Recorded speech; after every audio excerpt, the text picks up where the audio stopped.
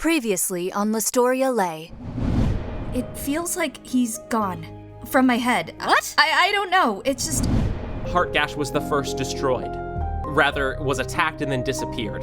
Lutherfin was actually obliterated in a battle that was called the Battle of Lava and Flow. In the back of your mind... Help me! Please, Sally, help me! The unmistakable voice of Lorland pleads for your help and is immediately silenced. That doesn't make sense. Isn't that great? Not necessarily. It could be a trick. We don't... Well, it's only gonna work if we fall for it, right? I'm going back to sleep. Good night. All right. And this is after... I hate to admit it, but you're making sense. But I need them to know. I'm not just gonna leave without any explanation. I'm not saying leave in the night and not tell them goodbye. Save the fighting for later. We gotta get the fuck out of here. Okay, what's wrong? It's not a storm. It's a tsunami. What? You take the command position, the tassels at the edge of the carpet whip up as handles for you to guide. Laz looks stressed. Wow, you've had that look on your face for a solid minute. Are you constipated? No. A continent just rose from the water. Does it need to be constipation? I'm just saying, they're not mutually exclusive. Fair enough. That's actually a very good point. However, that is not applicable in this situation. Mother and father are dead. What have you been doing? Wait, so I left, and he came, and he Yes. killed them. And you did what? For a month and a half? I wish for the ties that tie Laz and Sally to Lorland to be permanently severed and end their misery. Lostoria Lé, Episode 8, presented by David Purkey Studios. Starring Loganne Digma, Crystal Lee, Jacki Gorton, and stellarfairie. Featuring Delton Engle-Sorrell. You know, Rio. There comes a time in a person's life when they push something beyond what they control. You have chosen to use an artifact that you do not fully understand, that you do not know where it came from. You have not only chosen to use it, but attempted to use it in quite a powerful way. There's an interesting thing about magic, though, especially powerful magic. Sally, Feyre, Roxie, they're all used to powerful magics, but you're really still getting acquainted. And Rio, when you mess with powerful magics, they tend to mess back. Fuck. I'm going to need a dice roll from you. There comes a certain point in an arcane practitioner's life that the art of magic becomes chance rather than skill. And people spend centuries attempting to negate the amount of chance, negate the dangers of the chance. But you ignored all of that, and you went straight to the end of the line. So, Rio, I'm gonna need you to roll a d4. And I'm gonna let you behind the curtain a little bit, because I think that's more fun. So d4, four options, 25% chance happening of each. And magic is incredibly impartial. On a 1, something very bad will happen. On a 2, something only bad will happen. On a 3, something good will happen. And on a 4, something very good will happen. Why don't you go ahead and roll a d4 for me? Okay. Roll a 1. I actually got a 4. Okay, take a picture of that. Yes! Oh, man. The sigh of relief that I let out. Yeah, legit, my stomach hurt doing that. Oh, man. A 4. A powerful working of magic. Entirely impartial. when it comes moments of intense divergence in paths of reality, everything freezes, and you, I think, catch a glimpse into the reality of the power you just successfully wielded. I'd actually like you to roll an insight check. Okay. Just pull up my stats again. Okay. 19. Let's review the wording of your wish. Your extremely bold, confident attempt to change literal reality. I wish for the ties that tie Laz and Sally to Lorland to be permanently severed and end their misery. Uh-huh. In this moment, as time freezes, on a 19 insight, you realize the multiple interpretations of that wish. You realize that there was a real chance for Sally and Laz's lives to be permanently severed, forever ending their suffering. But instead of rolling a 1, you rolled a 4. Sally, roll an insight check for me. Dirty 20. Sally, in this exact moment, a wave of realization rushes over you. You are no longer bound to the contract with Lorland. Lorland now has no ties on you. And you are struck with a vision that does not hurt the same way Lorland's forceful power incapacitated you. You see your mother and father laying on 2 cold stone tables, faintly breathing. No way. I look immediately at Laz. Does he look like he saw the same thing? You snap out of your vision, you look over at Laz. Laz, Yes? I need a perception check from you. Oh, my best skill. Let's see. 16. Several things you are immediately aware of. The willing contract that you did not understand but very willingly entered into with Lorland has been permanently severed. Your ring that you carry is continuing to do its job with no consequences. And you get a different vision, Laz, of an old, irrelevant, broken man with long black hair, kneeling and screaming in a circle of blue light. Does this man look familiar to me?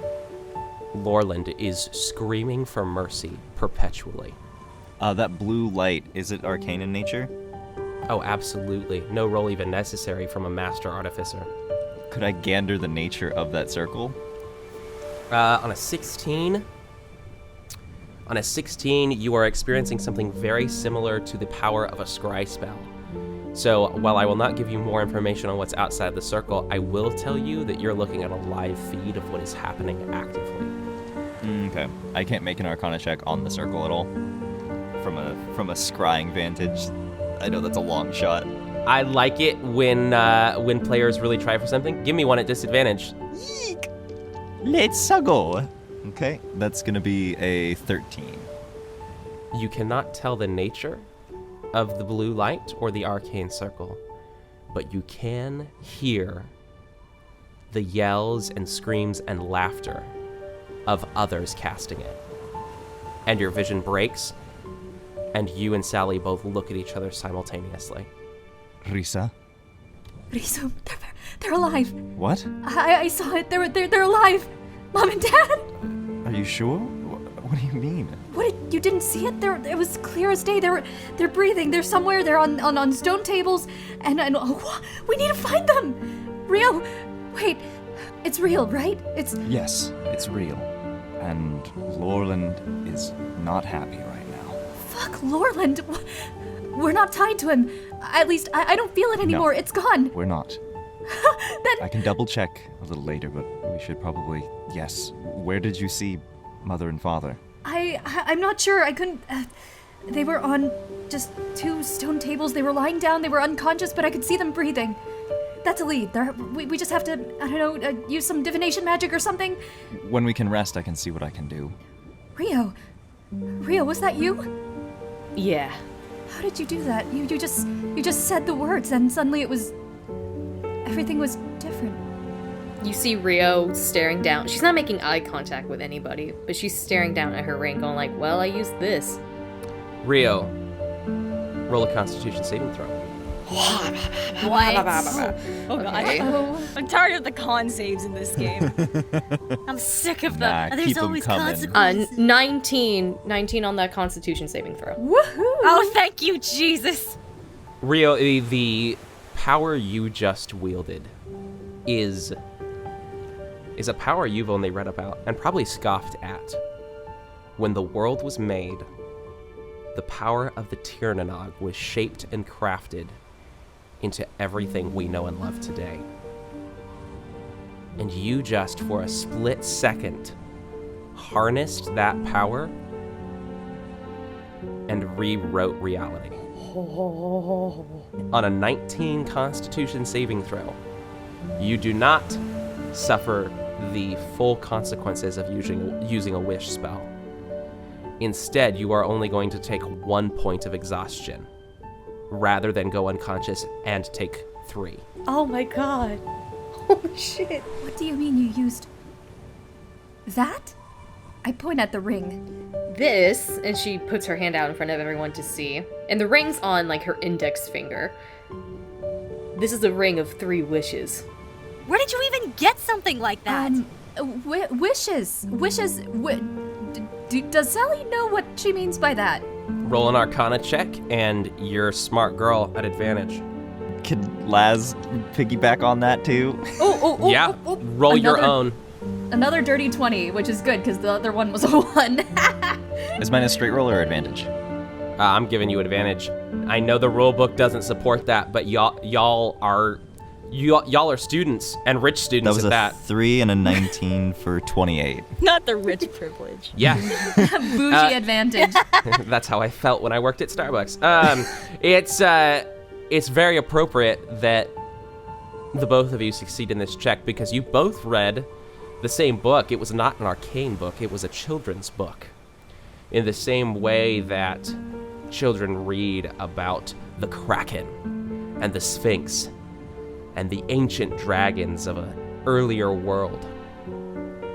Well, there's also a very interesting story about a ring of 3 wishes passed around from city to city, causing war and conflict in a very cartoony, satire way, made for the children transitioning from children to adult novels.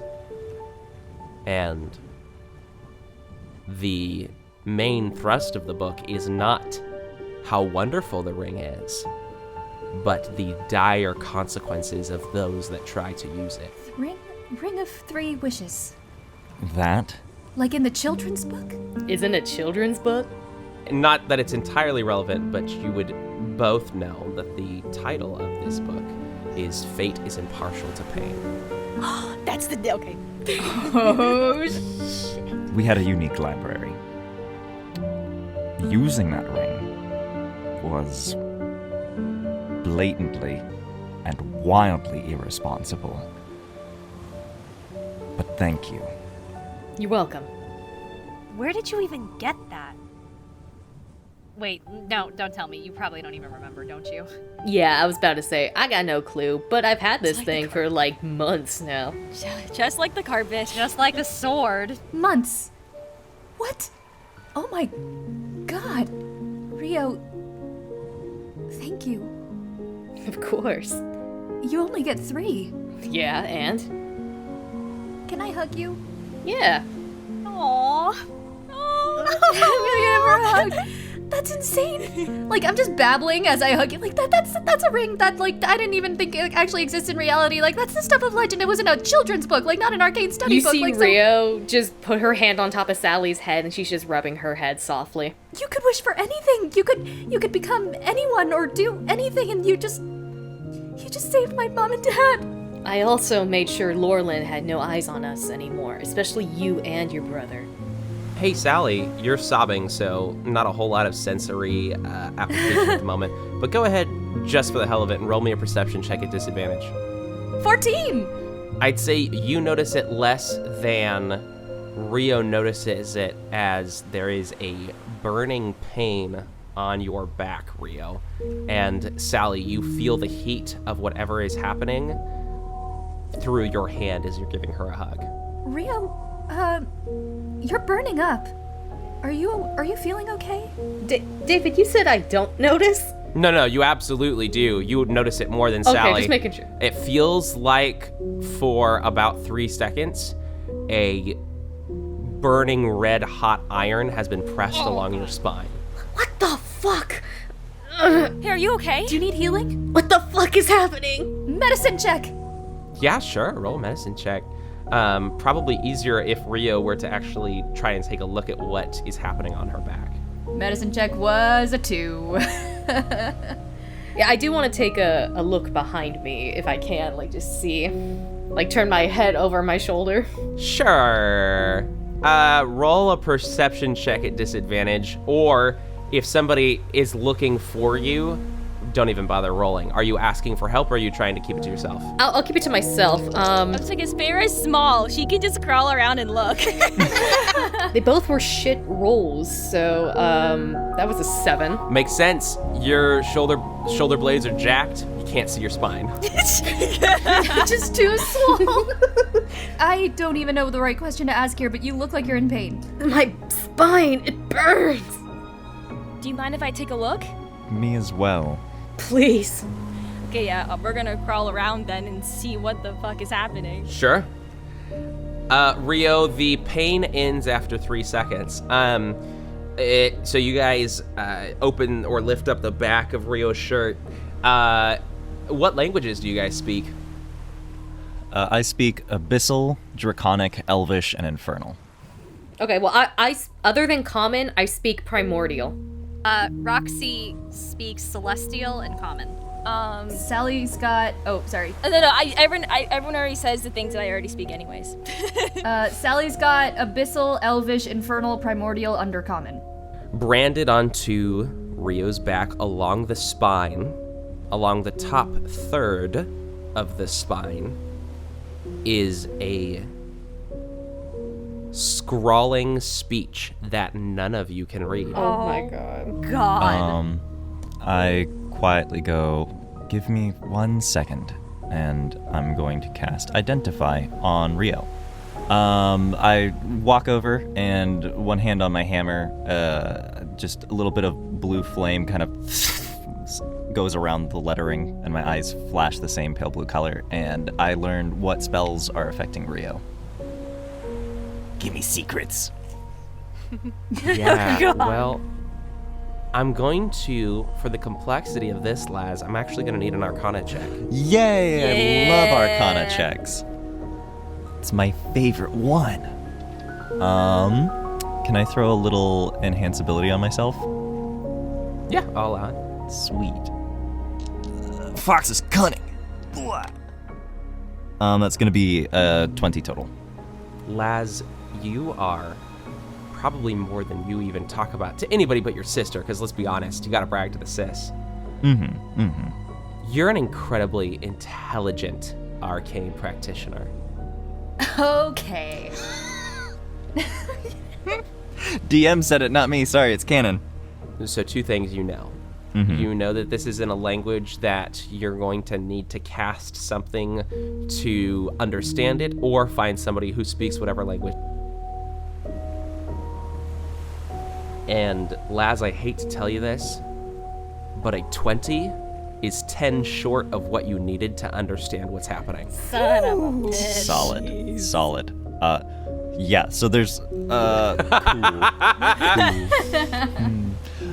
I look over everybody and I'm like, I'm sorry, this is out of my purview of understanding. But I thought you were a highly intelligent arcane caster. Which should speak to God.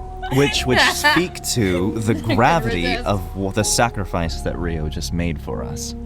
And you don't have any idea where this ring came from? Because whoever you got it from, maybe they're the one who...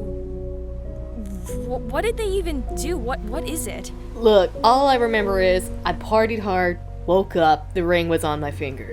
You partied hard? That must have been one hell of a party. Every Las Vegas plot.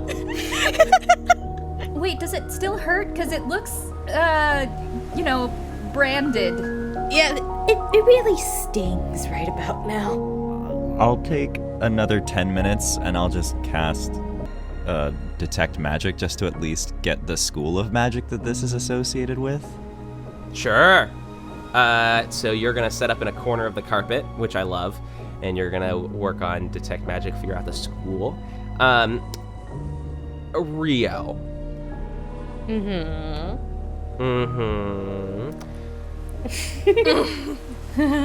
Oh, wait, instead of that, can I just try Dispel Magic on this shit? Oh, sure. Yeah. Go ahead and roll a d20 and add your... What's your highest skill, Delton? My highest skill is Arcana. Go ahead and add your Arcana.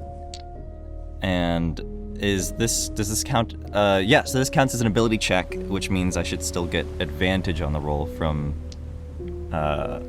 enhance ability. I look to the people at the carpet. Is anyone able to help me out with this at all? What are you trying to do? I'm going to try to get rid of the writing. Like that scene in Howl's Moving Castle. Says Rio. I'm going to specifically turn my hair blonde just for you. Oh my god. Yeah, mechanically, I don't think I can do anything but give the help action if that's applicable.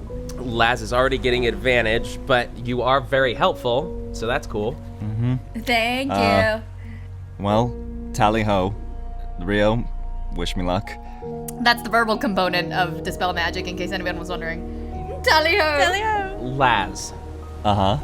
what is your Arcana modifier? My Arcana modifier is +9, so the highest I can roll is a 29.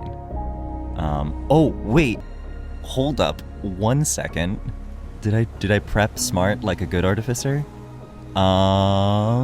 If you freaking guide yourself, I'm gonna lose my mind. Okay, I have one thing I can use. I can do Flash of Genius on myself to boost it by +4. And then, be a good artificer, wait, help people. Roxie, do you have bardic inspirations left? I do. I haven't used any of them. So I shall cast my bardic inspiration upon you, Laz. Yay, thank you. I didn't want a metagame, but I'm so glad someone thought How do you of it. inspire him? Do we get another song? Ah, shit! I should have prepared Sorry, a song. this is Crystal now, just fully bleeding in. I should Okay, have prepared a sorry, song. no, just carry on. Sorry, No, you're dramatic. good. It's good. Give him some words of encouragement. Quick, give him a compliment. Recite the Jabberwocky. Oh God.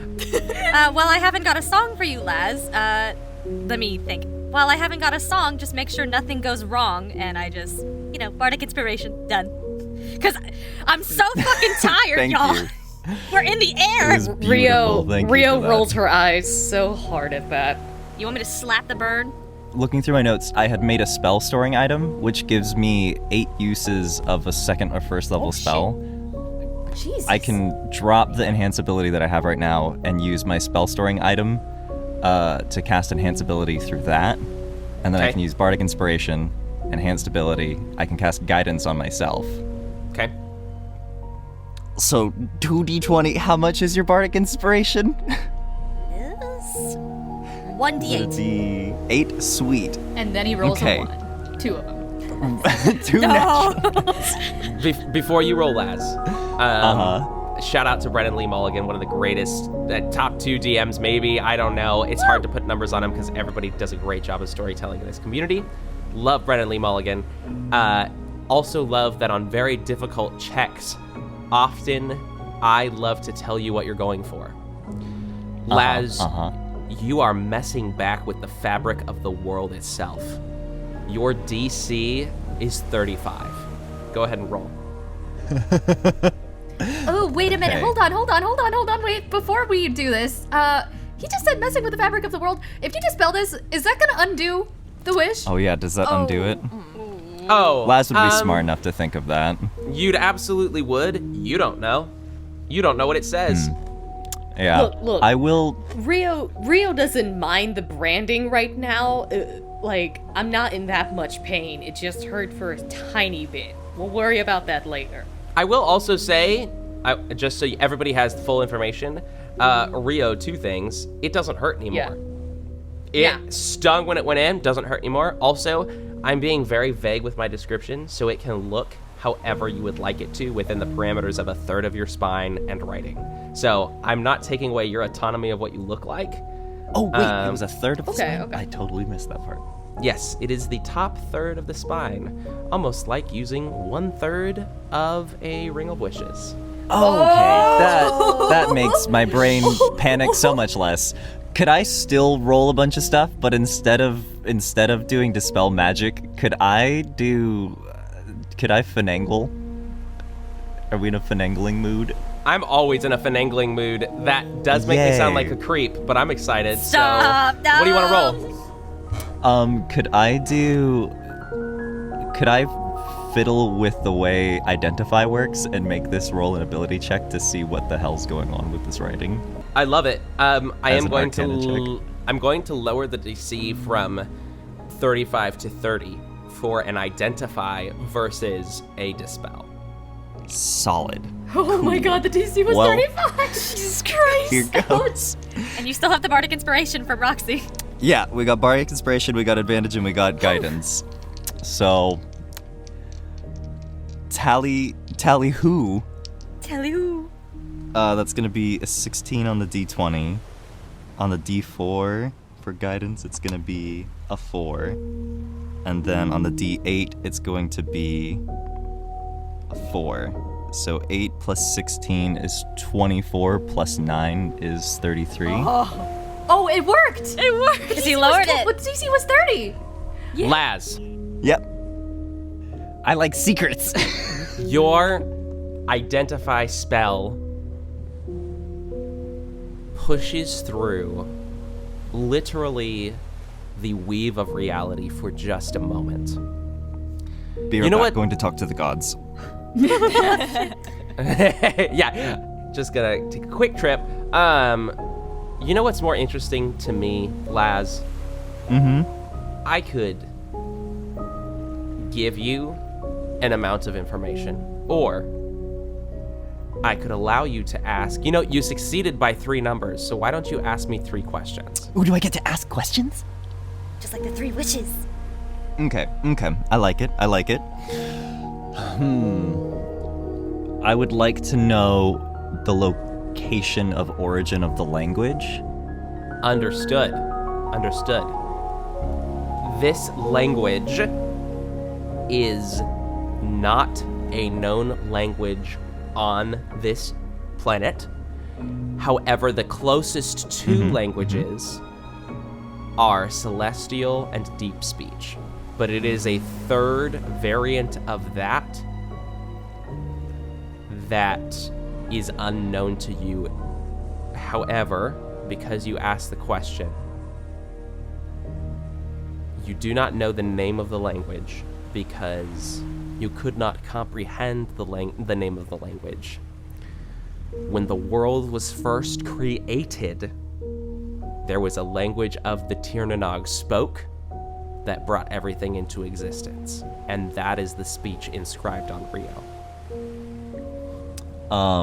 My next question is, casting Identify on the script, hoping it's linked to the ring itself.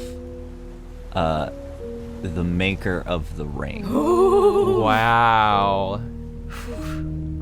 Wow. What a question. I like secrets. Yeah, let me just pull up my notes real fast.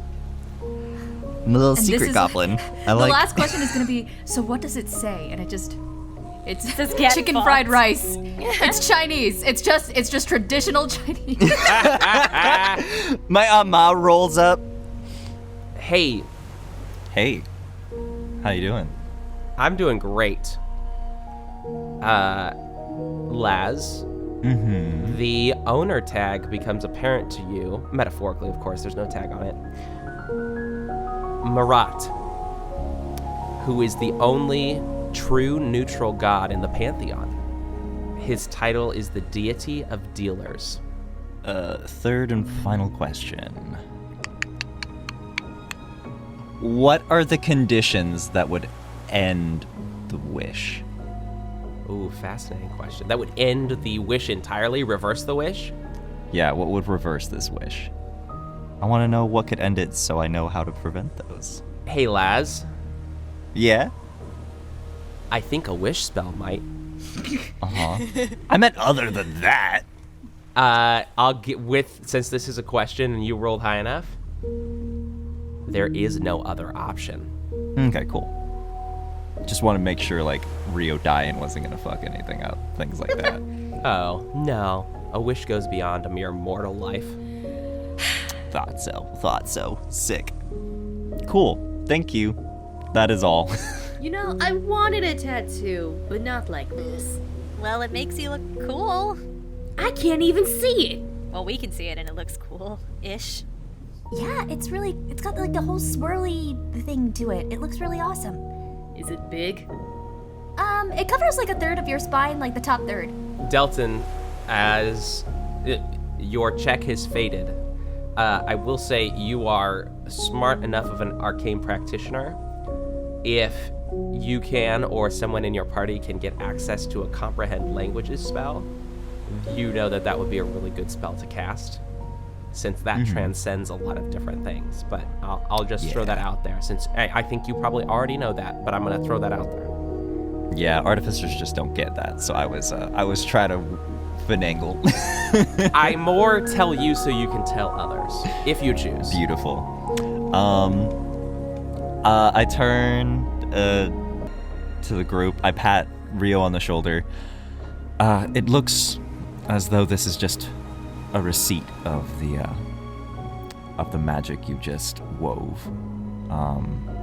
Magic of that level tends to not always be comfortable even when it succeeds, so I'm sorry it put you through a bit of discomfort. Shit.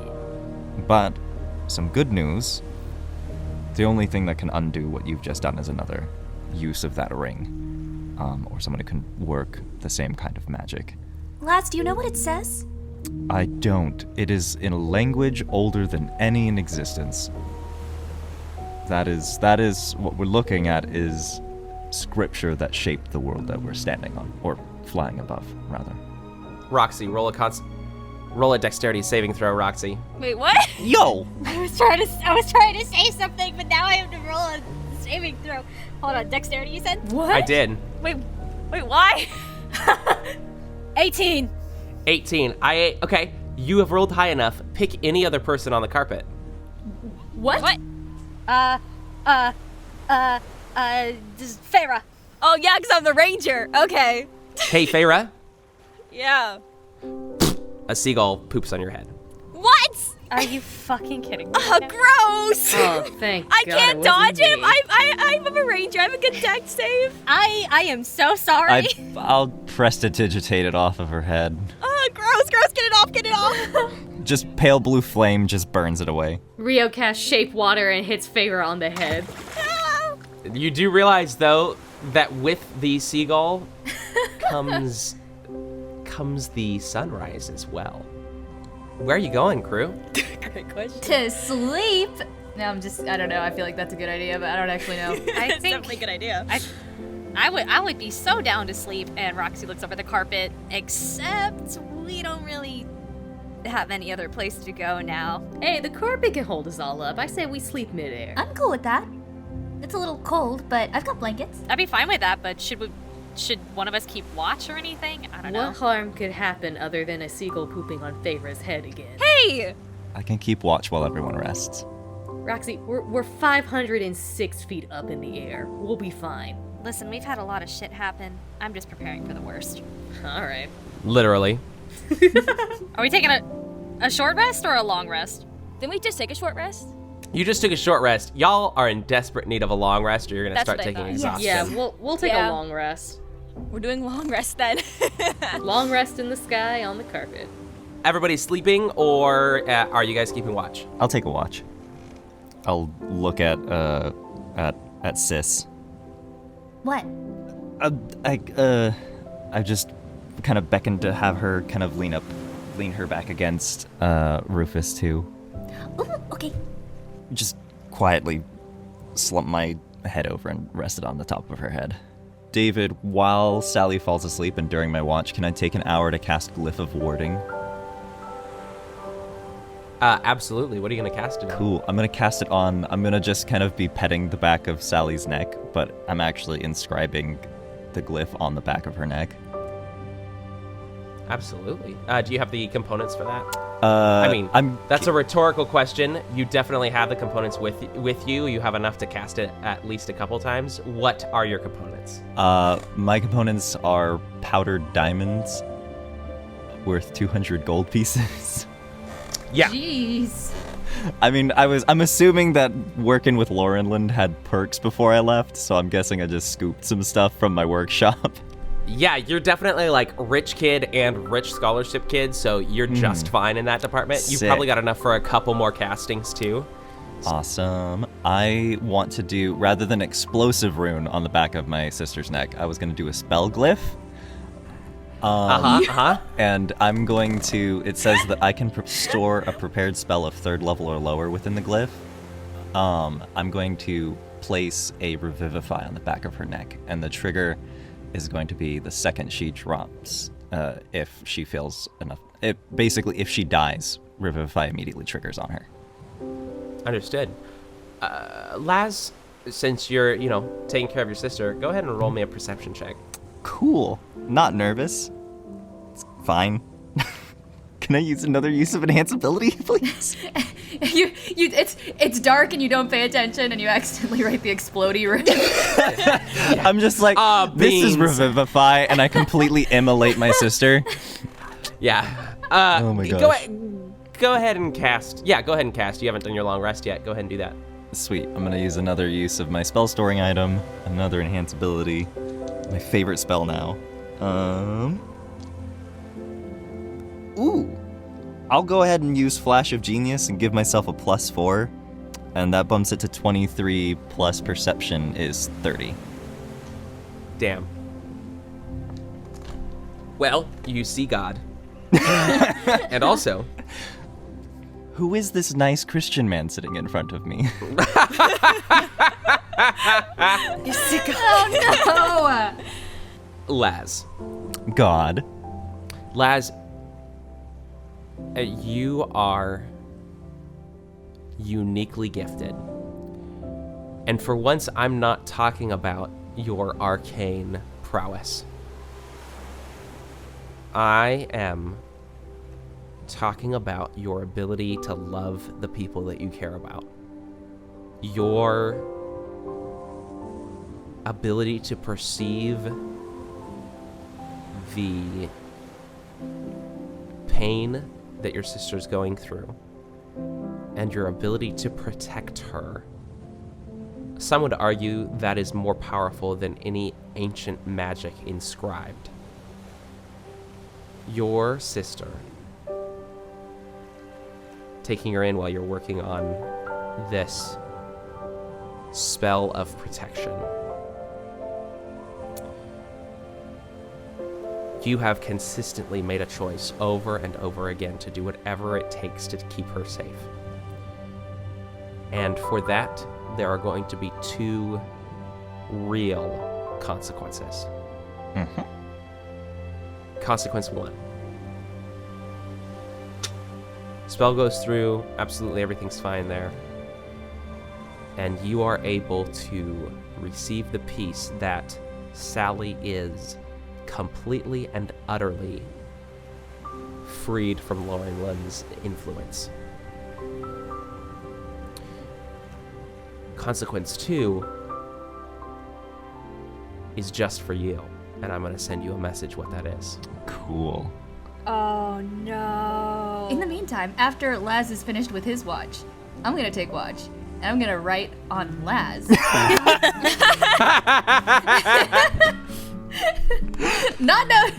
I'm just gonna scroll on his. I don't have diamond dust, but I do probably have some like torch, like tinderbox torch ashes, and I'm just gonna write stupid on his forehead. I'm just there like, spell components are on discount right now. He's such a dork. Yeah, I'm stupid, and I just make a little smiley face, but it's upside down. Laz, consequences are set, Thank you. and you've made your choice. Yeah. All day, every day. What's it called? Did I notice anything on watch? Nah, dog. You just spent the entire time crawling your eyes out. You don't even get to roll. Sick. I'm down. All right. I fall asleep. Yep, and you don't even notice the people writing on you either. You're No. just done. Who takes third watch? Roxie can take the third watch. Because I hand respect over- Roxie. Oh, go ahead. What do you hand over? No, well, I mean, if we're switching watches, I hand over the match that I was using to write on Laz's face. Pass the baton and I go back to sleep. Nice. Damn, nice. Laz is just getting hazed. So how do you use it? I'm gonna draw a wiener on his face. Yes! Yes! You were being a dick a little earlier, so you deserve one on your face, bro. I'm not going to allow Laz to roll a perception check because this is an action with no real consequences, but is hilarious, so I'm going to make that choice. However, Roxie, I would like a dexterity check to see how well-proportioned it is. Let's go. How well proportioned the wiener is? What is happening? Yeah! It's a 6. No! A 6! A 6, yeah. Okay. So It looks you like seagull draw. Yeah, you draw a cucumber with 2 circle cactuses, and then we move on with our lives, and it's great. Roll me a perception check.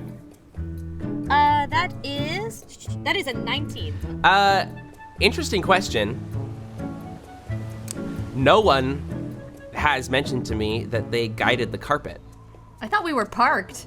Is that what we all assumed? I assumed we were parked. I thought we were just hovering on there. I was along for the ride. Because, like, I imagined Rio went to bed holding onto it midair, just so it can stay still. So the way the piloting works, you do not have to actively pilot it. However, it is completely controlled by your mind. So if you tell it to park, thus it is parked. So that 19 perception check becomes twofold. You see maybe a piece of comfort. The continent to the north has not grown in size. So that's nice, I guess. And with a 19, Roxie, in the morning light, approaching noon now, you get a really good look at Sandstone Cove, or I should say what was known as Sandstone Cove, because, Roxie, it is completely wiped out.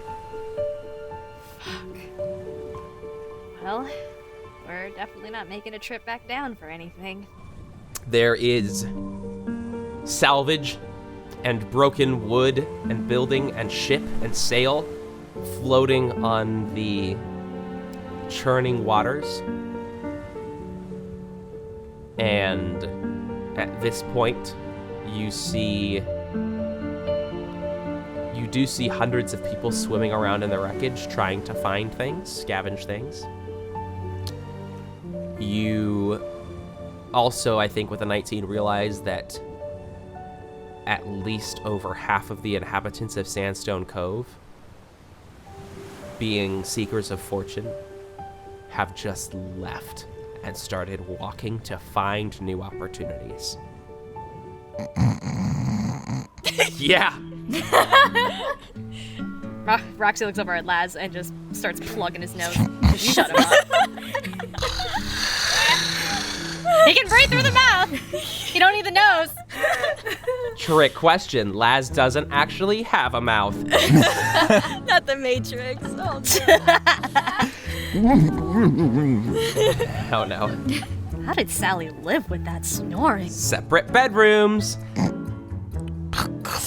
That's loud as shit, though. Yeah. Silent spell. First spell Silent she spell. learned. Yeah. Oh, wait! I have been accused before of being a very mean god, and don't say God never did anything for you because you all may take a completed long rest. Yay! Sweet. Yay! Yes, David. Woo! Thank Our you, God. is a loving. Okay. Hey, we're about to buckle down for another hour and a half. Let's take a quick break, and then Okay. I think that will give you guys some much needed time to discuss what the hell you're gonna do next. Okay. So, break. Are you bored of your 9-to-5 job? Looking for a gig with more pizzazz and maybe some flair? Well, the Glacia is recruiting new members.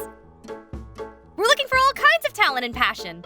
Love hosting games? Come join the Cosmic Carnival. We've got games like Whack-A-Troll, Solar Ring Toss, and Starburst Balloons. Careful though, Stardust can get everywhere. Excuse me. For those with culinary talents, the Meteor Mess Hall is open for business. Our crew and patrons can work up quite an appetite, so make sure there's plenty for seconds and thirds. And for all you comedians out there, the Clown Comet is looking for more members. Join Cosmo, Celeste, and Alfonso for a few good laughs. FYI, the makeup does stain. Oops. For more information and applications, visit Ringmaster Amaro. And remember, there's always room for more stars in the Glacia. Hey gang, we're back. You're on a carpet above a completely destroyed city, the city of Sandstone Cove, and my friends, you have more options than there are rays in the sun. What are you gonna do? I'm still waking up. Like, good morning. I'm like laughing. I'm trying to quietly laugh. Me and Roxie are just And I'm just like tightening the straps on my armor. I'm like nudging Sally. You see what I drew? You did a really good job. Like, all of you look very well rested. It's good to see you all chipper. Totally. What? It's just so good to see you alive. It's good to see you too, sister. Rio is just staring at him, going like, what the fuck happened to you? What do you mean? Nothing. You're fine. You know what? That's not my business. All right. I look over at Sally and give her a quirked eyebrow. I hold up a partially used match. Oh my god. And I'm like, I'm giving you the devil horns hand signal like I did too. Oh, I know exactly what you mean. Y'all are evil. Also, for anybody who listens to this podcast and says, that's not how matches work, they would have burnt out. Welcome to arcane matches, motherfucker. All right, continue. Yeah, thank you. God's got our back. Welcome to D&D, where we debate the nature of matches after. I'm stretching and getting ready to start the day. I'm like, since everyone's in a good mood, I guess we should decide where we're headed next. Well, we know the ring worked, right? But and you both, how do you know it worked? Did you see something? Good fucking question. Sorry, that's just me. Continue. I can always triple check, especially now that we're, recharged.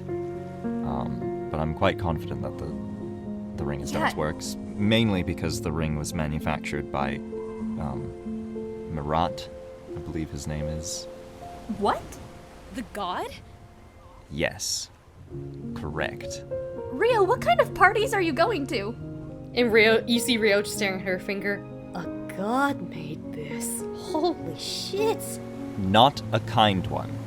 Luckily, Oh, not no. not an antagonistic one either, but it's abhorrently and fully neutral. Does not favor one over the other. So keep that in mind. That doesn't seem too bad. You stole a fucking ring from a god? Well, we don't know it was stolen. Maybe it was bestowed. Maybe This Rio, is Rio we are talking maybe about. Sally has a Maybe point. Maybe Sally has a point. Rio beat a god at arm wrestling, and that was the winning thing. Maybe they gifted to me. Maybe they liked how blue I am and thought she's a pretty lady. Here's a ring. Buy it. But I mean, it's also not too out of the question considering, I forget which god it was, gave Thequinol the green stone that my father now has as well. They seem to be very fond of giving gifts to mortals. Well, that is true. See, maybe it's a good thing. But I don't know how I'm you sweating got it. bullets as you're looking at me. You don't know how you got the rug, you don't know how you got the sword, and you don't know how you got the ring. The track record is not looking that great. Well, I mean, if you think about it this way, yeah, they're super useful. But they're useful, so we should say thank you, Rio. Thank you. Thank you, Rio. Thank you. Thank you. As I said yesterday, thank you very much. Well, I mean, hey, it could be way worse, right? Like, these are really powerful and super useful things. I mean, we were parked up here all night just taking a rest all safe. So, you know, it's not the worst thing to just, if Rio just keeps pulling out random legendary items with mysterious origins, right? That couldn't possibly come back to bite us, ever. Yeah, on the topic of being up here, we need to figure out what we're gonna do, cause, and I point down, it looks like basically everyone's packed up and left, so there's not really anyone who can give us help, so what do we do now? I mean, the way I see it, either you mentioned, Laz, that Lorland is at his weakest point right now. Would it be wise to try to go after Lorland at this point, or should we get help first? Well, a mouse would still lose against a tiger even if the tiger was limping. I think taking the time that we have to make sure that Lorland can't get a grip on either Sally or I again would be a good first move. Making sure that the benefit we've reaped stays that way, I think, is a good first step. Are we forgetting about Tree? I know. The assumption, at least when we were attacked and we entered the Sandstone Cove, we know it was Lorland who took Tree, right? Because obviously, who else would want our souls? Yeah, and I'm not sure how many other people on the planet have undead minions doing their bidding and going after us. Yeah. Hopefully not a lot. Not to mention, Lorland seems to be going after people with different versions of themselves. Tree said that they have another version of them somewhere, at least they think, and after what he did to other Feyre, it would make sense. It's just Lorland. Well, Lorland... Sally, you had a vision of our parents, correct? Yeah. Okay. You didn't see it? No, I had a vision of Lorland. He was in quite a lot of pain and was being subdued by a number of figures that I couldn't make out. But Huh. suffice it to say, if Lorland is in that bad of shape, Tree should be okay for now. Subdued by other creatures? There was laughter, and Lorland was screaming in pain. Oh, I like the sound of that. You know, maybe we've got our bases covered. Exactly. Do I have that spell? 1 second. I will... What's let's the see. Lorland Do I- Suffering Twitch channel? Just, right? just get Do on I that. have Minor Illusion?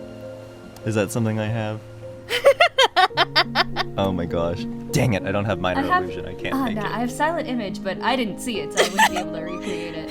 Oh god. Let me but just YouTube it. I really do think it would be prudent to make sure that if Lorland catches his breath, he can regain ground that he's lost. I don't know what you think would be the best course of action, but that's my 2 cents. Right. Right, and the ring you have now prevents him from looking through your eyes further, correct? Yes, it keeps him from talking to But me. it doesn't stop him from trying to look No, upon he can you. still scry on me. Just he looking just through can't you. enter my mind. Okay. If we have the resources, I can work on making you and I an item that would assist with that, but I can't do that up here. Well, I don't actually need one. Actually, it's only you who needs one. Because, well, our other selves explained to us that since we have different versions of ourselves, divination magic on us tends to go really wonky. Feyre, we all saw it, right? Yeah. It was like everything fractured. Yeah, whenever he attempts to scry on any of us, it kind of jumbles what you see with the scry, and it shows all the other versions of us with a mixture of ours in there, so it's kind of hard to pinpoint which version of us he's looking at. Yeah. So the way that he would do it would probably be looking at someone who was with us or near us, who didn't have that kind of weird split of souls or personality. I don't know. All right, but does that keep him from forging a connection the other way? But he had a connection with you, correct? Yeah. I mean, but it's severed now, and I don't plan on making any more soul deals with him. Well, I'm So- sure you didn't plan on being kidnapped in the first place. You know, you make a good point, but if he's in as bad shape as you say, then I guess he's not really in a position to kidnap anybody. I'm just curious as to what has got him, because he's a lich. What could scare the hell out of a lich? Oh, plenty Maybe- of things. Maybe the bending of reality. I look at Rio. Maybe something you did with that wish spell. I mean, it's possible that, if it was powerful enough to bring our parents back, it probably humbled him, and I'm sure he's pissed off a lot more people than us, so, maybe he's on their list of... Yeah. Suck my dick, Lorelyn. But he was also affected prior to the wish spell before, because I remember you mentioning, Sally, you heard him in your head, so something, maybe the wish, added to it. Amplified it, yeah! Whatever force started it, they're still out there stopping him for who knows how long. Hopefully forever. Does anyone have any other ideas of where we should go first? Well, the only other place we were really heading to was to go see Feyre's grandfather. The only reason I could see us going there is maybe Thekwenal has a connection to Lorland. Back when we first encountered Lorland, he seemed to already know who I was and who my father was, and he did not like us. And my father does not know who Lorland is. So my only theory at the moment is that he knows Thekwenal. Maybe he doesn't, and he's just talking about another version of me. But I think going to Thekwenal would be our best bet right now. Yeah. Ooh, it's gonna be tough to tell him that we lost Tree. Oh, should we call back to your father and tell him that we lost Tree? Is that, or... I do have the sending stone, and it is recharged. A status report. Status report. Unless he's already on his way to bring more bodyguards for you. I hope not. Or to take Feyre back. I hope they can all swim. I would love to do the sending stone, but God is not here right now, so Alden cannot respond. If he can respond, dun dun. Shut up! He's fine! We don't know this! We don't know! He's fine! Well, I want to stretch my legs, so we need to find a place to land fast. Not to mention, we also do need to figure out the greenstone and why Lorland wanted it. Do we have the green stone? Nope. No. It's used in the protection of my home's barrier.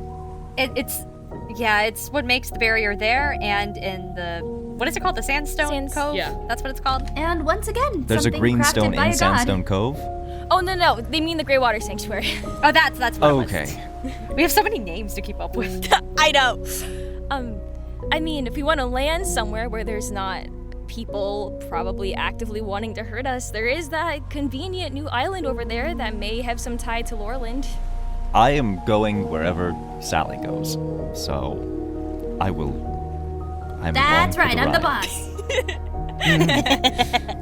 Yeah, I'm not really sure. On one hand, I'd love to finish off Lorland and make sure he can't, hurt us again. On the other hand, mysterious forces seem to already have plans with him, so maybe best not to disturb that. And on the third hand, if one were to have 3 hands, we're also missing Tree and don't know where he could be, and maybe he's with Lorland, or maybe he's not with Lorland, and we still don't know anything about what Lorland was even after in the first place with the green stone thing. Yeah, I don't know, I'm lost. All I know is when we find Lorland and kill him, we will also draw dicks on his face too when he's dead. Yes. Also, have you done this before? Oh, no. I'm very confused. No god to call for a deception check. You think I would cut this moment short with an insight check? Could you imagine? I lean over to Sally and I said, you should have given him a unibrow. No, Laz, a good night's sleep. A good night's sleep really did you well. I feel like you're glowing. You look so rejuvenated. You look 10 years younger. Sister, what have you done? Nothing. What are you talking? She's done nothing. David said on the DM, insight check and deception. Cool. You know what? It's a sibling rivalry thing. I'm using enhance ability and guidance. My deception is 18. Okay. Let's see. For insight, that's Wait, do I get help from Roxie? Why not? What? Oh, it's the same roll. At advantage, dear lord, this is so bad. That's a 6 plus 1 on guidance, plus we'll use Flash of Genius too. I don't know. We'll use everything. All your resources. What did you roll? I rolled it. I got an 18 total on. There's no way I can hit that. I got 13. Yeah, lads, you got no clue Oh what my they're on God. about. He's rocking the dick face. Really, you look great. I mean, I'm sure it was just really stressful this whole time until Rio solved all of our problems with the wave of the hand. Yes, a practice that we should keep relegated to dire situations. Yeah, ooh, we need to You keep see that. Roxy just trying to keep in the laughter. We need to keep that like super secret because, I mean, okay, flying carpet is one thing, crazy magic sword is another thing, a ring of wishes. I mean, there's no telling what anyone would do to own that. So, Yes, that's that's a why I secret. keep this thing yeah, hidden. I totally understand you keeping it secret for as long as you did. I don't know if there's a way to like erase it from our minds or something. That would probably be safest, but I have no idea how to do that yet. We just men in black it. Neuralizer. Well, I don't know about you all, but I have to prepare my spells for the day. Do we have any preference of what I prep for you all? I said for you all. I'm trying to be helpful. Aw. You know, if I knew what spells y'all had, I would love to give my input. Right? How do I communicate this without breaking meta? Well, let's see. I have a level 3. I feel like there's only no other way but to break meta. Allow me to go through the 70 spells I know really quick in character. Right. In order. Are we trying to be prepped more for combat or utility? What are we trying to do? Well, it kind of brings us back to figuring out what we do next. Yeah. I mean, oh, Feyre, do you know where to go for the Greywater Sanctuary, or was Tree the one who was telling us how to get there? From the original plan was my father wanted us to go to Sandstone Cove to bring Tree back by boat, and he knew someone who was gonna sail the ship because you have to go out. And I don't know what the name of the ocean is. You have to go out into the ocean, and I guess it's in another plane of the Feywild. So I'm not sure. Yeah, we're not getting a boat. So anytime we're soon. we're looking for someone in Sandstone? I'm assuming it was the captain of the ship he was referring to, but who knows if But they're now still it's- there. Yeah, now it's all flooded. So we can't get a boat, or it's unlikely for us to get a boat, and then even if we had a boat, we don't really know where to sail it to get to the cove, so I think that might rule it out. But wait, Tree is supposed to be in Sandstone Cove that is just flooded now. Well, we have no idea where they took him. He might have, hopefully he teleported out, but I have no idea how to check if he's still alive or where he is. Gosh, let me look through what I have. Oh, Feyre, for some reason I get the feeling that your sending stone has signal now. Right. Okay. yeah. I got the Wi-Fi signal now. Okay. I got reception. You know, I was really hoping for like bars. some really smooth, like in-character segues, but I prefer this. Have you met this group? Nothing about this I is definitely, Mage Tooth connected. I didn't have to leave for, a few minutes. I've definitely been here the whole time. Anyway, you want to send us sending? Yes, I'm thinking it's 25 words, right? Uh-huh. Oh, God. No, God, wait. I'll count. Wait, give me a moment to give me 2 seconds here. Cove. Two Cove. Mississippi. One Flooded. Mississippi. Everyone, Tree shut gone. up. Hi, Dad. No. That gives you like 5 more words. Oh my God. You know what? It's fine. I'm just gonna go for it. Ready? Okay. Okay, so Feyre's gonna. Yep, I'm ready. Would Feyre know would she know how to use this stone? I mean, they just kind of gave it to her and said, God. "Here you go. It's a telephone." Are you ready? Yeah, I mean, you squeeze it and you talk into it, and that's it. It's a Great. walkie-talkie. It's a walkie-talkie. It's a walkie-talkie Rocky. I love it. Oh, God. Okay, I'm okay. Woo, I'm ready. Okay, ready? Let's do this. His name's Lorland Hardgash, and he's weak right now. Tree was kidnapped. We're going to the sanctuary. Keep Shieldfell safe. Love you, bye. You have 2 more. Times 2. Wow. Aww. Wow. Cute and disgusting. All right. Yeah. Cringe.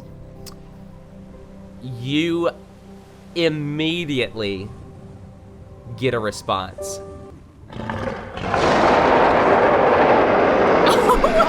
No, it's a dragon. And you hear your father's dragon roaring and the sound of crashing forest and fire. Feyre, are you good? Something's happening at Shieldfell. What did he say? Nothing. It sounds like there's an attack again. What? Wait, but I don't know. We need to go back. well, okay, that kind of decides things for us. Who could be attacking? I don't know. Maybe it's Llewellyn's army again. I don't know. So we need to go back now. Okay. Rio, you got the reins? Yep. Let's go. All right, hold on tight to the tassels. Okay, so Rio is guiding us all. Really fascinating question. Which way's Shieldfell? Oh, you fucker! Well, You fucking little bastard. Shit. Fuck you, Sandstone David. Cove is to the west, so we're going east. That's all I know. Someone pull up the map. Where's the map? East. Okay, east. And go. then east. Yeah. Huh. Okay. No, don't make What do you mean? I don't like this. I don't like this. See if your intention is to rocket back to Shieldfell. There are many different points of east. Is your only communication to me as your dungeon master, dungeon mommy, my bad. I hate it. Is your only communication to me that you are going east? Are you looking for anything else? I mean, we can take a second to navigate, right? Oh, absolutely. In fact, if Okay. your rolling and the DC is based off of what you tell me you are going to try to, the way you are going to try to navigate. Okay. Are we allowed to pull up the map to look, or no? Roll an intelligence check, and anybody who rolls a 20 or higher may pull up the map. Okay. Sweet. Okay. Oh no, I don't have anything to this modifier.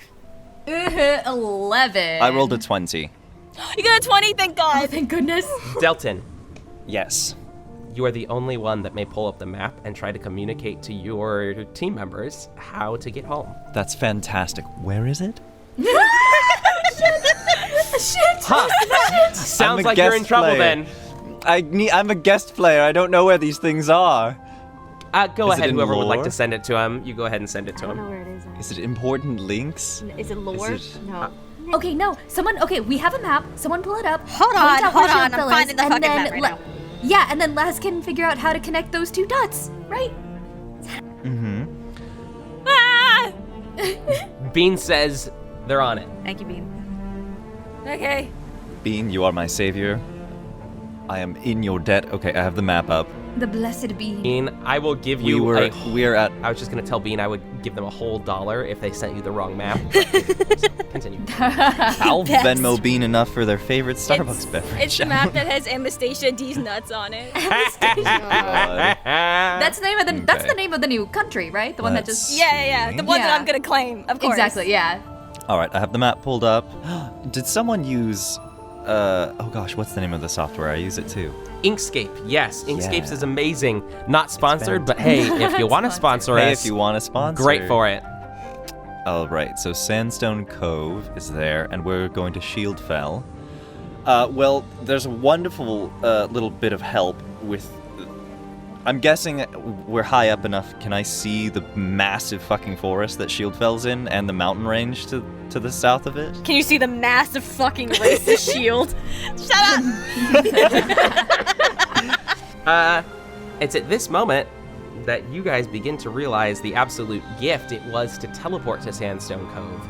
Because even at over 500 feet up, that is nowhere in sight. All right. Well, in that case, I'll look along the coastline that we're at. I will look at, and I'll basically compare. It looks like the cove is nestled in kind of like a J-shaped cliffside, which I'm guessing is just a bay now. Well, here's the thing. If we're that far, then we can just keep heading east until we see something that tells us where we are closer, right? Mm-hmm. So pick a general direction and then get more specific as we get closer. I will.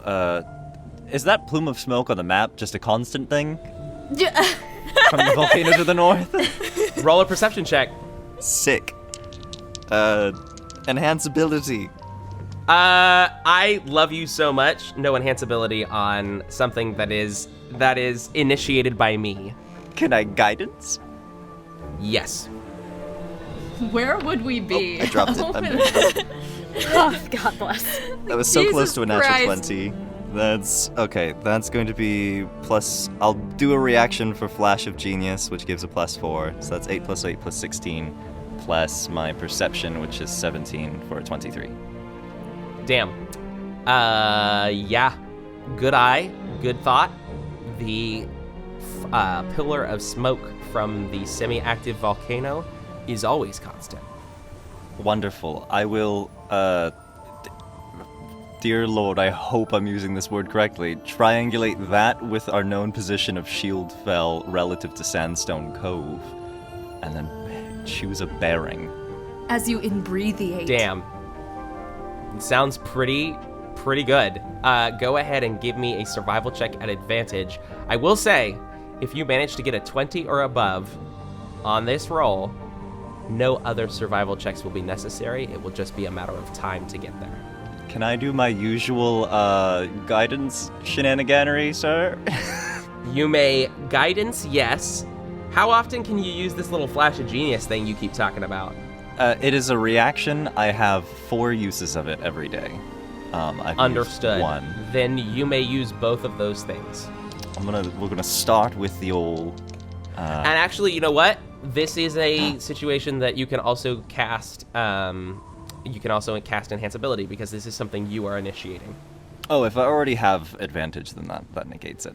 Understood. What check am I making again? A little survival check. Okay, cool. Well, here goes. Oh, okay.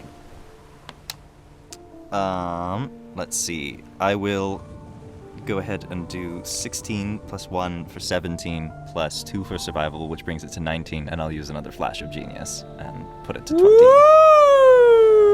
3 again. Laz, yet again, you are incredibly brilliant. And you manage to do the math, and you take the map and essentially turn it into yet another building experiment of one of your artifice items. And you have given a general heading to this group. So, this is no longer a group survival check that you all have to make together. Instead, this is simply a journey of time. Anything else you would like to do before you start to fly as swiftly as possible to the east? I got 2 questions for you. How long would it take to get there with the current flying speed? Do stuff. This is the first time you're seeing the carpet. Currently, I'll say you guys take off and you do some quick mental math, look at the script, talk to Laz. It's gonna take 3 days moving at this top speed. Gosh. What about at 80 feet flying speed? I'm pretty sure that's the current speed. No, the current I thought it was 30. the current speed for the carpet is 30. Oh, so it's only 60 feet around. 80? I'd give you 2.5 days. That's not much of a difference. Wait, so the carpet speed is 60 feet? No, the carpet speed is 30 feet. Oh, it's 30. I'm sorry. I'm sorry. I made a mistake in calculations. At 80 feet consistently, that would drop it down to 2 days. How long does the haste spell last? 1 Damn minute. it! Nope, that would do nothing. Oh god. And oh, it's wait, on a I don't think creature. do I even have it anymore? This is an I'd like object. Wait! How long does fly last? 10 minutes! 1 hour. minutes. Oh, 10 fly minutes. last- It says 10 minutes? I would trust Delton over myself. I pulled that out of my butt and I was Actually, wrong. it might be 1 hour. Let me look. Fly. 5e. It is 10 minutes, yeah. 10 minutes concentration. Ooh. I have haste too. All this magic and we can't drive faster. Why can't you just teleport, motherfuckers? We don't have anything! You know what, God? Hey, God, if you I know. bump us up like 3 or 4 levels, maybe we could. I'm just being cruel. That's all I'm doing. I'm not being helpful. One of us rolls a natural 20, we get to be 20th level for the next 2 days. Rio, you wouldn't happen to have woken up with like a magic carpet motor? Roll a perception check.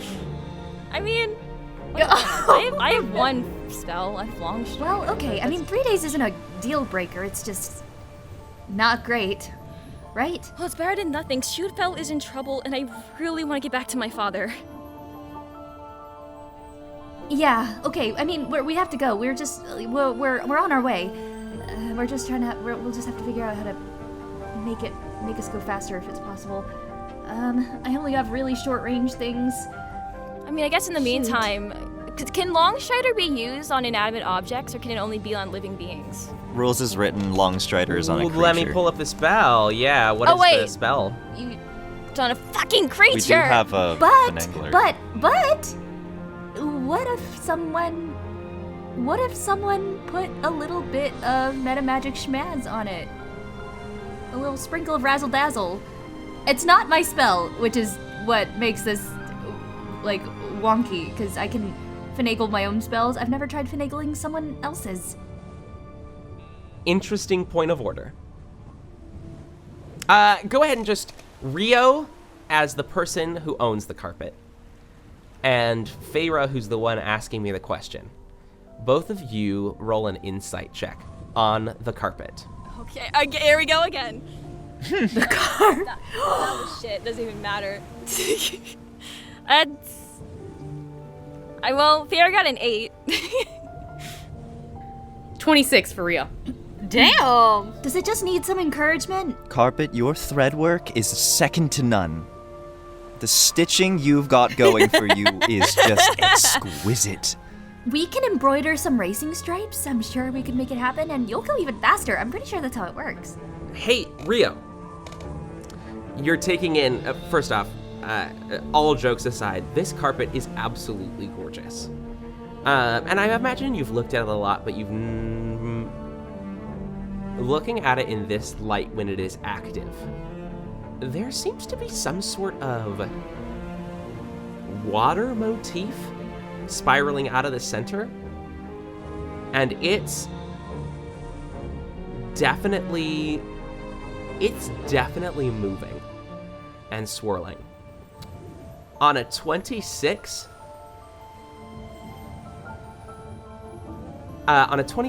because you are who you are, Rio, I'm not going to give you the academic question. I'm going to give you the practical question. Why is this carpet so good at independently following your directions even when you're asleep? So you're telling me that this carpet responds to me because we share the same element? An interesting thought. Don't know if you have it exactly right, but there's definitely something more to it. You said it's the motif's in the middle of the carpet. Yeah, it originates at the middle and it spreads out. Why don't you go ahead and roll me a history check? Natural 20. Yeah! Oh, thank God. Damn! Rio coming through in the important moments for the dice rolls this session.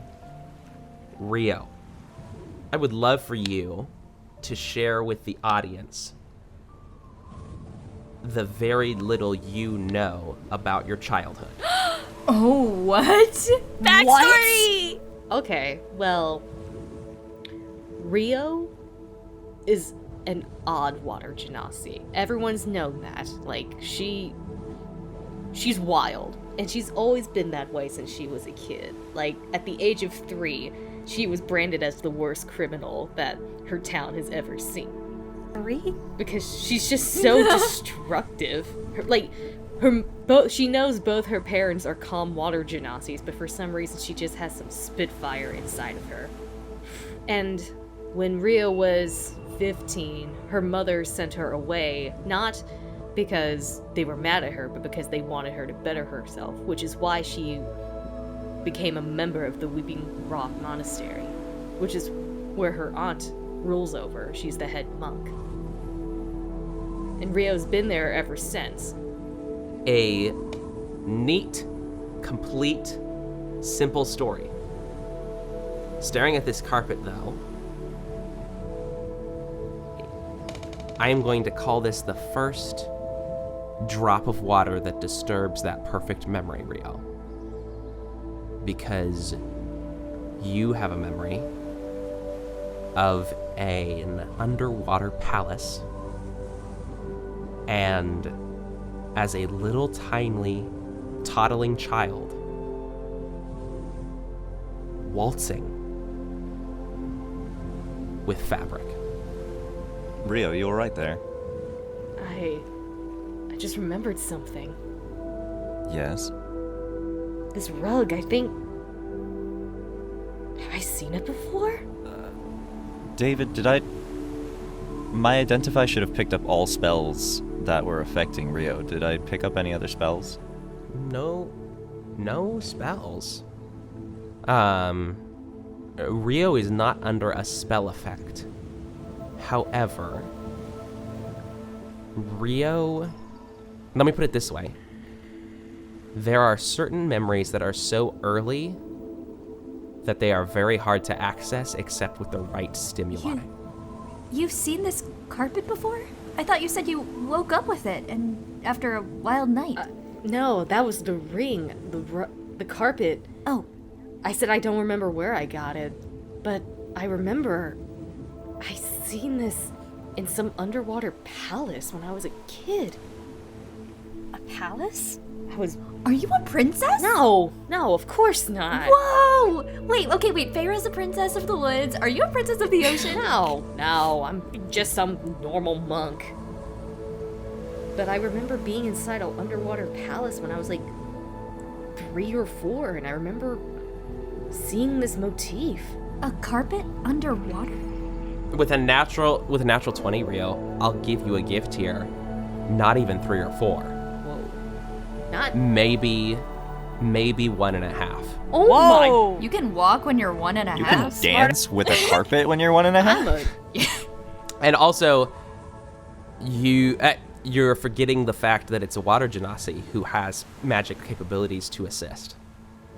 The old magic trump card. No, wait. Yeah, I remember dog. now. I was only 1.5 when I saw this. You can remember that far back? Can't you? Nope. No. Oh. Well, sometimes. For the record, I can.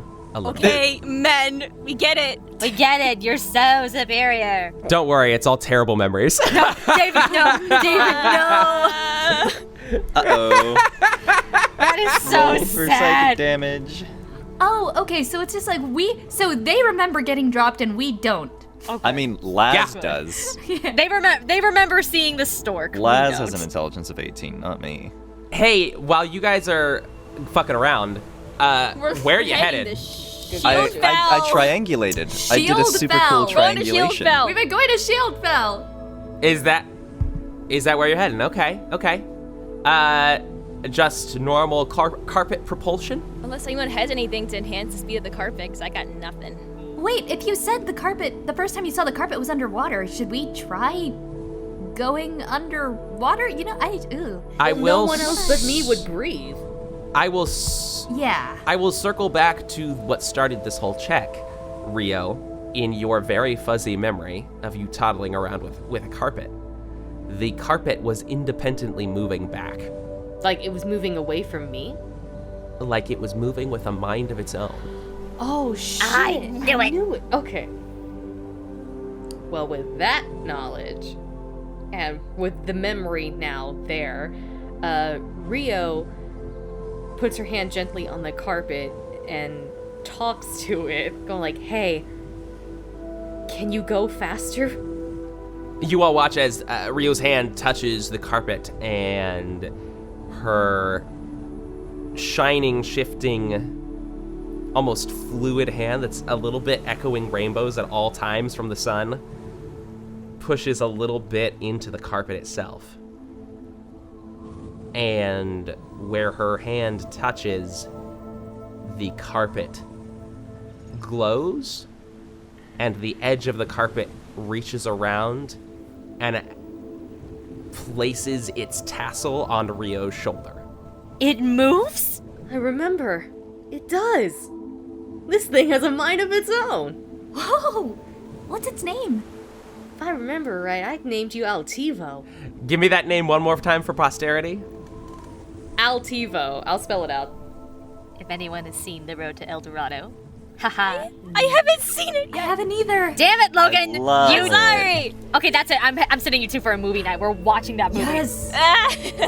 Yeah. Rio, you activate. Delton was absolutely correct. A magic carpet is an object. Altivo is not an object. Altivo is a creature. Oh my god. What? Yeah. I look No at. way. Who was it that had? That was Feyre, the long strider. Yeah, I look at Feyre and put my hand on her shoulder. Well, shall we? I guess so. She places her hand on the carpet, and I'm gonna do first level long strider. No, it's only a first level spell. Okay, yeah, first level long strider, and it lasts an hour, extra 10 feet. Now, mechanical questions. How many times can you cast Longstrider? You can upcast it at a higher spell level slot. How many spell Can I? slots do you have to give to this? Absolutely. Oh, this doesn't show it on here. Okay, well, first level, I can do it 3 more times after the time I just did it. And Okay. I can do it 2 more times, so that's gonna be like 5 times, 2 of them being second level. So if I can count correctly, that's a total of 6 hours of travel time. Yeah, what does it change anything if it's at second level compared to first level? Only that you can also, you can do a second creature, or you can do an Oh. additional creature for each higher spell slot. Oh, okay. Yeah, well, that doesn't really matter. All right, yeah, so then Okay. 6 times total per day. To make it fly how fast? There are, so normal operating is just a normal carpet. The carpet moves 30 feet, clean and dry. Activated by, well, its owner, it becomes a creature instead of an object, meaning it can use its action to dash. So now it's at 60 feet. For 6 hours a day, if Feyre is willing to expend all of her spell energy, Yes. Yes. It is an additional 10 feet, which will bring it to 70 feet. Wait, I have an extra one. I have another long strider that doesn't cost a spell slot, so make that 7 hours. 7 hours. Yeah. Final piece of this. And perhaps, well, let me get to it when we get to it. You all take off. There is a freshly formed bay, formerly known as Sandstone Cove. Who knows what historians will call it in time to come. You begin to race towards what was the rising sun. Now the sun is directly overhead, causing a very fascinatingly shaped rectangular-ish shadow racing you on the ground. A couple hours in, triangulating, Laz, your best mathematical guess is confirmed as the edge of the forest begins to appear on the horizon. All right, now head this way, and I point. You give directions towards the center of the forest. You know you are looking for, well, you're looking for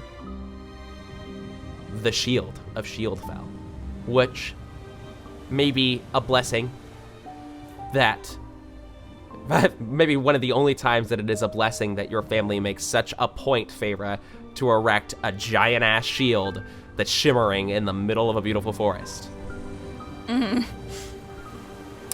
Mechanically speaking, Altivo can now move 70 feet around for 7 hours. Furthermore, Altivo, while being a creature, doesn't take points of exhaustion and can travel throughout the night. Actually, we might even be able to get a little more out of it, because if Altivo is a creature, hi Altivo, fly. It reaches out to try and high-five you. I gave it a high five. I gave it a high five. I can cast the fly spell. It only lasts for 10 minutes, but I can cast it multiple times.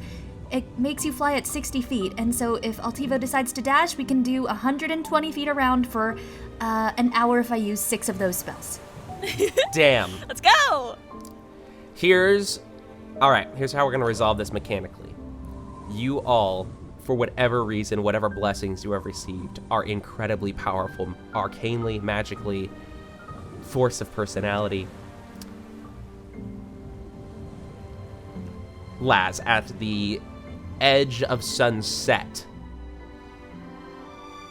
I'd like you to roll a perception check with advantage, as I'm sure your friends are helping you.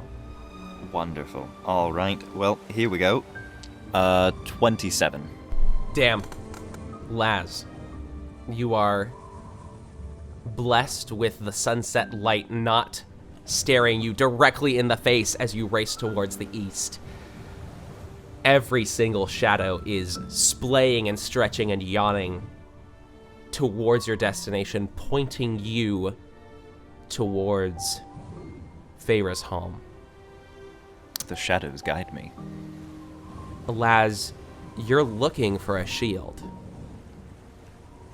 And at first, you pray it's just the sunset.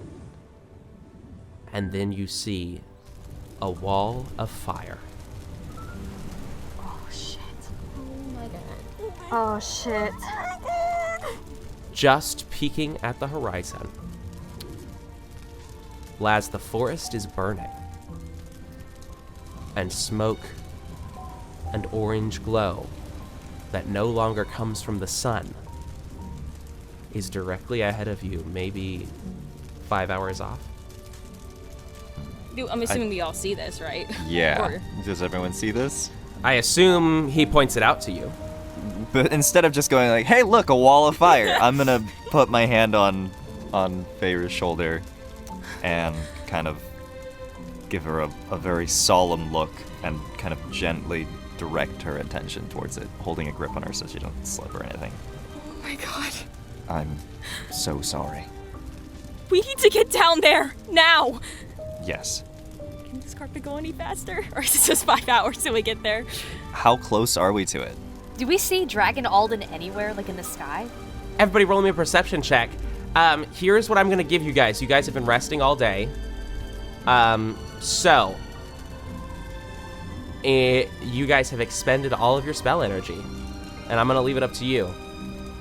Do you have the discipline to sleep now and take a long rest? Or are you going to expend everything you have and arrive exhausted but slightly earlier? I should clarify, you are 5 hours away still. At our current flying speed, we're still 5 hours away? Yes. Feyre, you do have an option to get there in about 3 hours instead of 5. Except... Yeah, but it only except lasts an hour. duration. That's correct. Except duration. Yeah. Then what's the point? I'll just wait till I get there. Okay. We're 5 hours away right now, and a long rest is basically that much. I am going to, because you guys have been doing nothing all day, I'm going to make an exception to the rule and say if you choose right now to take a long rest, it will count because you have not heavily exerted yourselves. Okay. Okay. Yeah, that's Yeah, we'll smart. do that I mean, then. if we arrive exhausted, then there's not much we can help with. There's something I should tell you guys before we get there. What? What?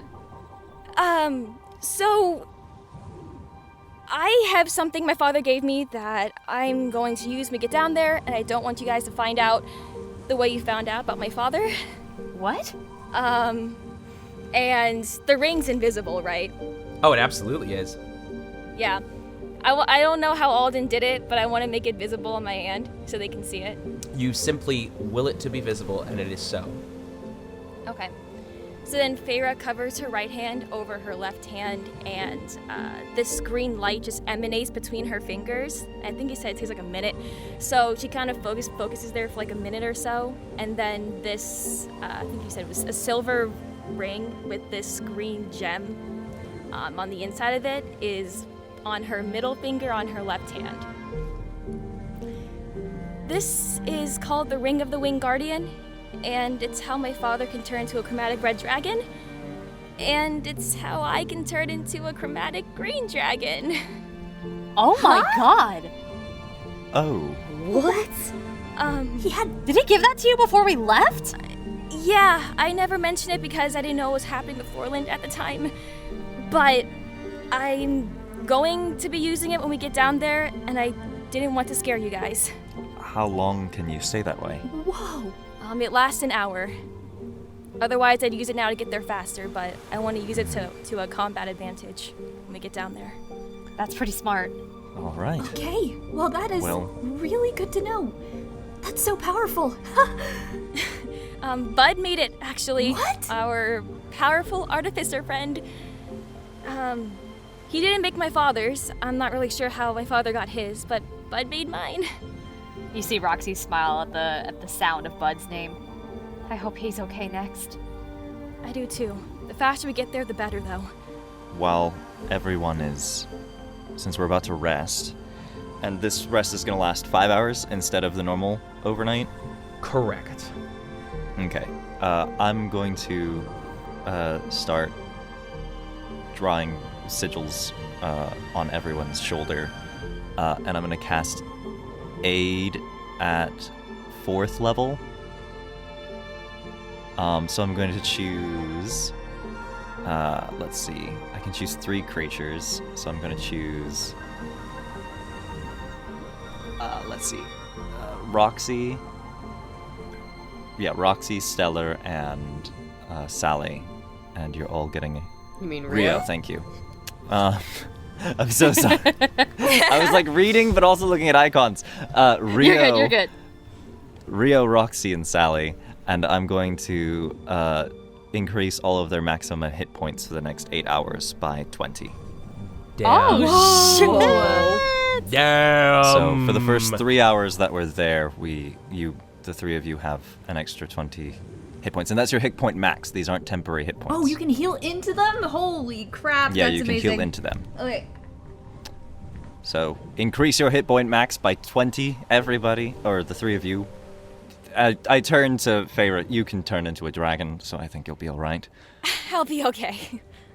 Yeah, that's what I got. All right. Any other Yo. preparation before you Damn. all sleep. I mean, I guess I'll just do it on myself, and because we're about to take a long rest, I'll just use my other 4th level spot and do it to me and Feyre as well, just because we can.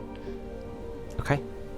And You all gonna because sleep. if we're all Oh. as well while we're all going just kidding never mind, I was gonna turn us all invisible for funsies. In fact, no, fuck it, I'm gonna turn us all invisible just for fun, and then I'm gonna go to sleep. That's definitely not going to be super confusing trying to stay on a carpet while not being able to see yourself. I'm here for it. Oh boy. Have you ever tried to drive a car without being able to see your hands? Anyway. Yes. Oh God. Hey, Hi. 4 powerful individuals that started this podcast. Let me let you behind the curtain a little bit. One of you is about to see a vision. Roll a d20 and let's find out who. Boy. Oh shit. Bum, bum, I keep bum. rolling shit. Aww. 4. Natural 20 for Rio. Again. Roxie got a 7. Feyre got a 6. Sally got a 4. Natural 20. Sally. What? What the fuck? Oh, hell no. What did Sally roll again? Again? I was like 4. I was like, phew, I'm the lowest roller. It's gonna be fine. You see, that would have absolutely been true if you had been hoping for a good dream, Sally. But Sally, you have been so fraught by dark and despairing nightmares that I think it is absolutely appropriate that you see this vision. You hear, almost tuning in, the sound of screaming from the throat of an elderly man. But as it becomes clearer, you actually realize, Sally, this screaming has gone on for so long that it's just a whisper. As the vocal cords behind the scream have completely torn themselves apart. In a flash, the face that you once knew as Lorland is kneeling before you in a blue, almost electric ball of arcane imprisonment, screaming. And what Laz missed before was the numerous streams of light that led to Sally's and Feyre's and Roxie's and Rio's and Tree's and other figures that you have never recognized before, standing and all focusing and sweating, some bleeding from the eyes. Sally, I need you to roll a perception check. Okay. They're standing there? 11. 11. Sally, you continue to watch. And you begin to understand that your perspective is very similar to a scry spell in that you are looking out of some sort of circular ball. But then as the vision continues, Sally, the ball is shaking. And there's a stream of light emanating from directly next to the ball from another hand. Someone is broadcasting this to you while contributing to Lorland's torture. The camera pans to a Feyre and a Sally and a Roxie and a Rio. And there's another Feyre and another Feyre and another Roxie and a tree and another tree and another tree and Rio and Roxie and Sally and Sally and Sally and Feyre and Rio and Roxie. And then, one by one, the bleeding from the eyes drops them to the ground. The first one you see is a Feyre. The eyes explode and a fountain of blood comes out and she drops to the ground dead. And before you can And before you can react, another Feyre steps up from the shadows and extends her hand, and a blue light emanates from her hand and takes the place of the Feyre before. And her eye begins to bleed. And it's then you notice the hundreds of bodies in a circle around Lorland. Some of them you don't recognize, but many are of your face, Sally. Many are Roxie, many are Feyre, many are Rio. Lorland has been collecting versions of the echoes for far longer than you could have imagined. And they are all, you are being shown that they are all enacting their revenge no matter the cost. The hand that is holding your crystal showing you this stops broadcasting the blue aura toward Lorland. And it turns and looks at you. And Caleb's face stares back at you. I'm so sorry you had to see this, Sally. But it was important for you to know. Give him hell, Caleb. I'm going to do more than that. I'm going to take whatever he was and make sure no one ever uses it again. Let me know when it's done. You'll know. He takes the crystal and places you on a predestined pedestal to watch. Sally, it's at this moment that you realize the toll that has been taken on Caleb. He is no longer the bright, innocent, smiling, flirting child that you met. His eyes are sunken into his skeletal face, and there's a wild look in his eye as he steps passively, indifferently, over hundreds of bodies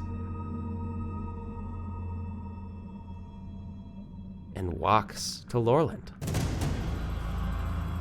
My brothers and sisters, today is the day of liberation. Today is the day that we take this power for ourselves and use it to stop this once and for all. He pulls out from a pocket a sheathed dagger, unsheathes it, tosses the sheath away. Sally, you continue to watch as body after body falls to the ground and is replaced by an echo. Some you recognize and some you don't.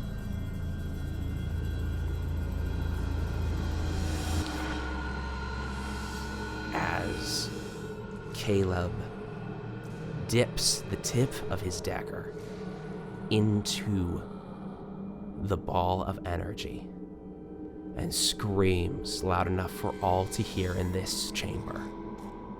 Now! Every single echo that is currently projecting into Lorland pushes to their fullest extent. You see a scattering of blood from every single head as they begin to pop like melons. And Caleb screams, pushes through it all, and decapitates Lorland in front of you. And the glass that you are watching through shatters.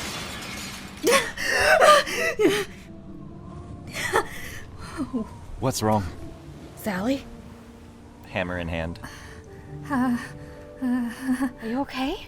I think so. Did you have another dream? I hold out my hand to just make sure every person is present, like here. I grab it. I look straight in their faces. I check all of their eyes. They are all healthy and safe. But Sally, I did a lot of talking. What check would you like to make about what just happened? I want to know what happened to what shattered the crystal? What happened to all of that power? What was it that they were doing with their hands? What was that blue light? I think an Arcana check is the most appropriate. I'll throw on a little bit of guidance, and if that's a possibility. Yeah, you see she's thinking. Give it to her. Total is 15. You would not have had to roll to know that the absolute explosion of energy that just took place caused the shattering of the crystal. You do not know the nature of what was taking place, but you do know and are perhaps disturbed by the utter hatred from everyone in that room, especially from Caleb. I feel like I should be celebrating, but I don't feel like celebrating. Breathe. I'm breathing. I saw what you saw, and you said Lorland? You saw the light. Lorland was in this blue arcane prison. Mm-hmm. Did you see the people who were standing around it? I could hear people, but I couldn't see anything, no. I look over at Roxie and Feyre and Rio. It was us. A million versions of us. Echoes upon echoes. They were just streaming some kind of blue light towards him. He was being just constantly tortured, and then they were just giving everything that they had. It looked like it was consuming them, and their eyes exploded, and then they fell and died, and then someone would just step up and take their place. There were just so many bodies. And then Caleb, he was the one showing it all to me, and he put me on a pedestal of some kind so I could watch when he went up and chopped Lorland's head off. Just cut him. I don't know what happened after that. It was so fast. There was just a big explosion, and then I woke up. But I'm not really sure what just took place. I don't know if they all destroyed themselves, or if Lorland seems like he must be dead. I don't know how he'd survive that. I don't know. There's so much hatred. It was the single biggest collaboration in the name of revenge I've ever seen. Well, I hope it's true. Me too. I mean, I'm glad he's dead. And I'm glad that they're... Well, he's a lich. Well, I hope he's dead. They seem pretty intent on killing him, or at least making him suffer as much as possible before killing him, and they seem to be succeeding. So I'm glad about that, because I would probably be doing the same thing if I were them. I just don't know what happened to them. Did they all die? You said there was an explosion? Yeah, some huge explosion of energy. It shattered whatever glass I was looking out of. I couldn't see anything that happened after that. I don't know the exact nature of it, but it was an insane amount of power. And you saw Caleb? Yeah. He was kind of like the ringmaster of it. He went up and gave a big speech, about, taking the power and finally ending him. I don't remember exactly what he said, but he was the one who landed the killing blow, or what looked like it. What about where they were, what their location was? Could you tell where this was happening at? Can I remember any defining features of where they were? How about a perception check? Guidance! Guidance! Oh, natural 19 with a 3. That is a 21 total. 19 with 3? Oh, you have minus. Yeah. Damn, way to call her out. Sally, inside of a pretty nondescript giant cavern, however, cold. You saw a little bit of trackings of snow, and massive and dark, and not a plant in sight. Okay. I have no idea where they were, but it was in a giant cavern, and I could see some snow. I didn't see any plant life, so it was... The last few visions I had of him, he was somewhere with a lot of snow, like a glacier, so I'm assuming up north, or like really far down south. Would that ring any bells in my head about locations Laurelland can be found? Absolutely that would.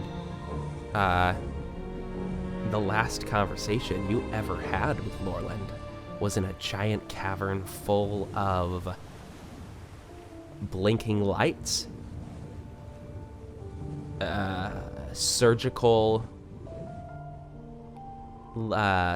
blinking and beeping, and you were strictly allowed to not look at anything for too long. Surgical blinking and beeping, like electronics, or are we talking something else? Like, that would be our understanding of it. Your understanding would be similar to an alarm spell going off repeatedly, or a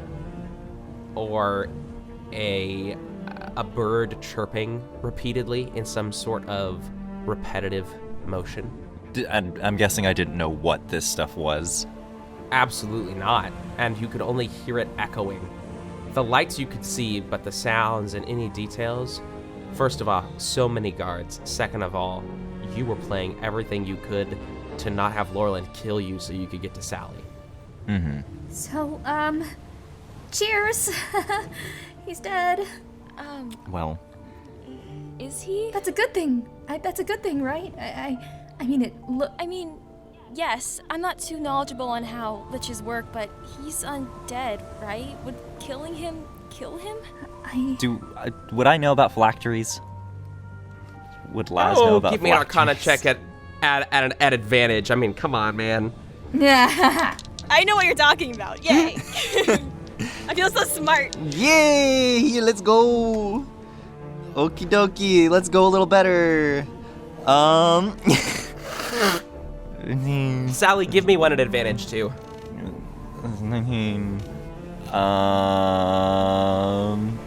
18.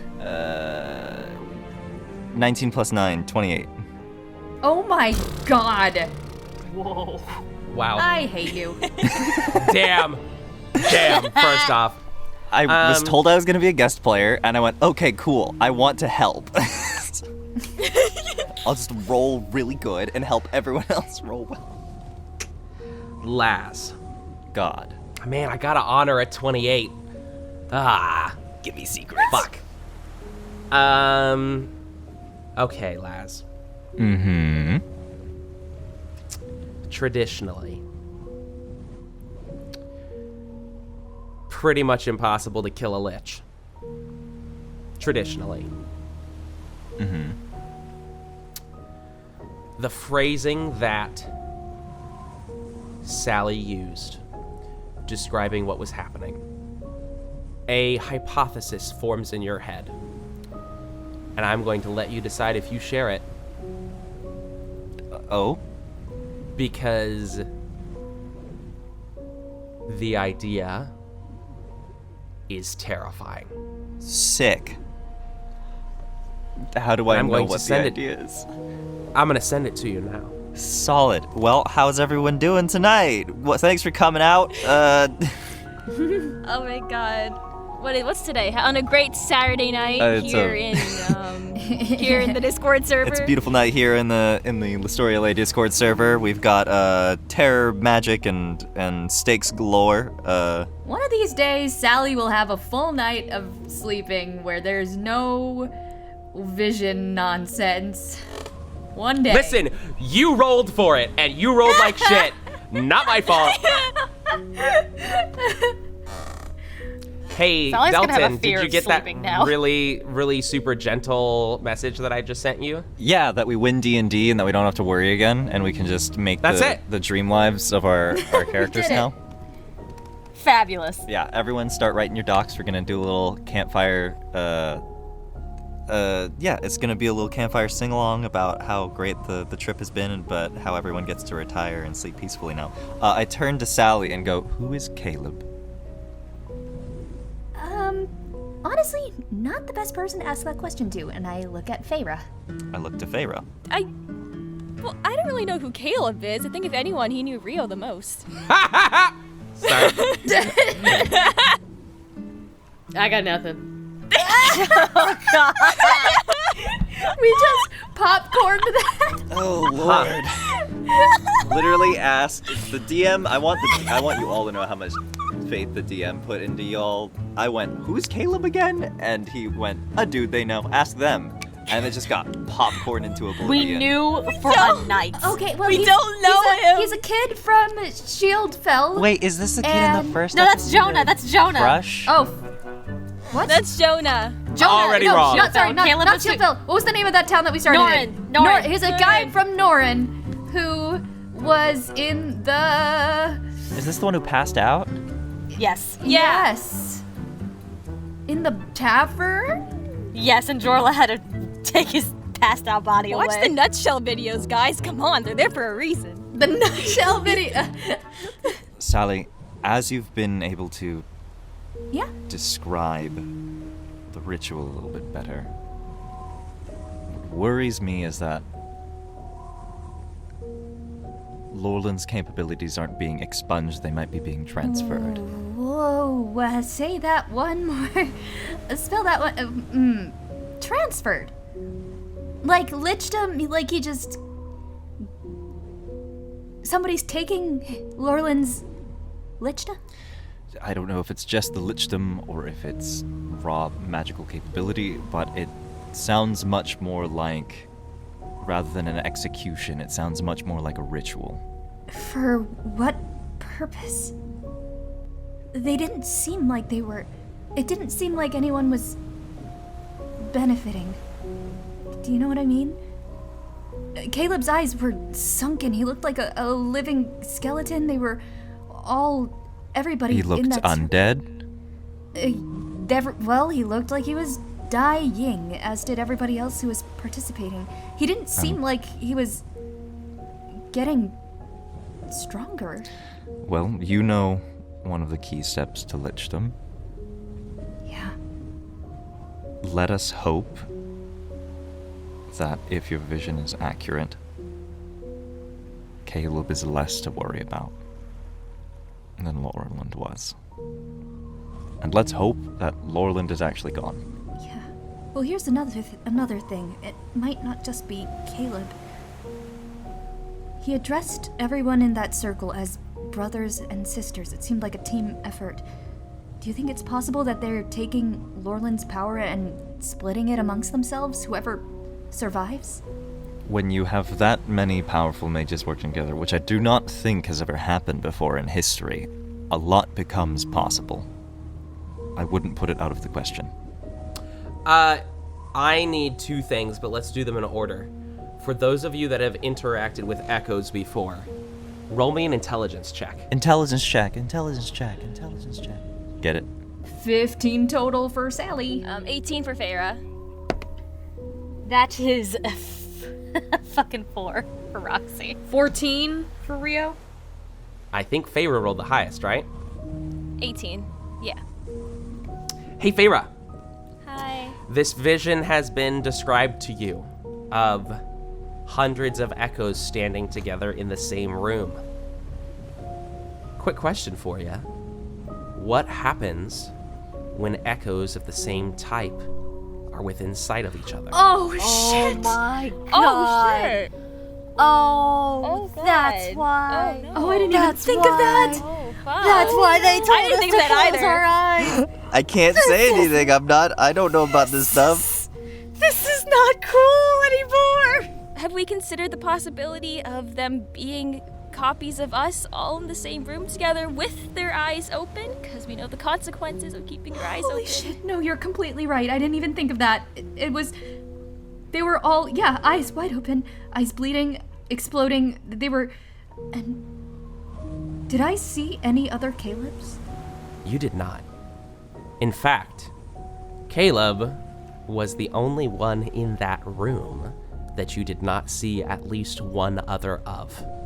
Well, okay, we've got a bit of a problem. Caleb is the only person who was in that room who didn't have an echo. Everybody else there was suffering those consequences. He was taking part in the ritual, but I don't think he was affected. And he was the one who cut off Laurelyn's head? That's right. Right. Cool. A new inauguration of the Lich Caleb. You know, he didn't seem like he was evil.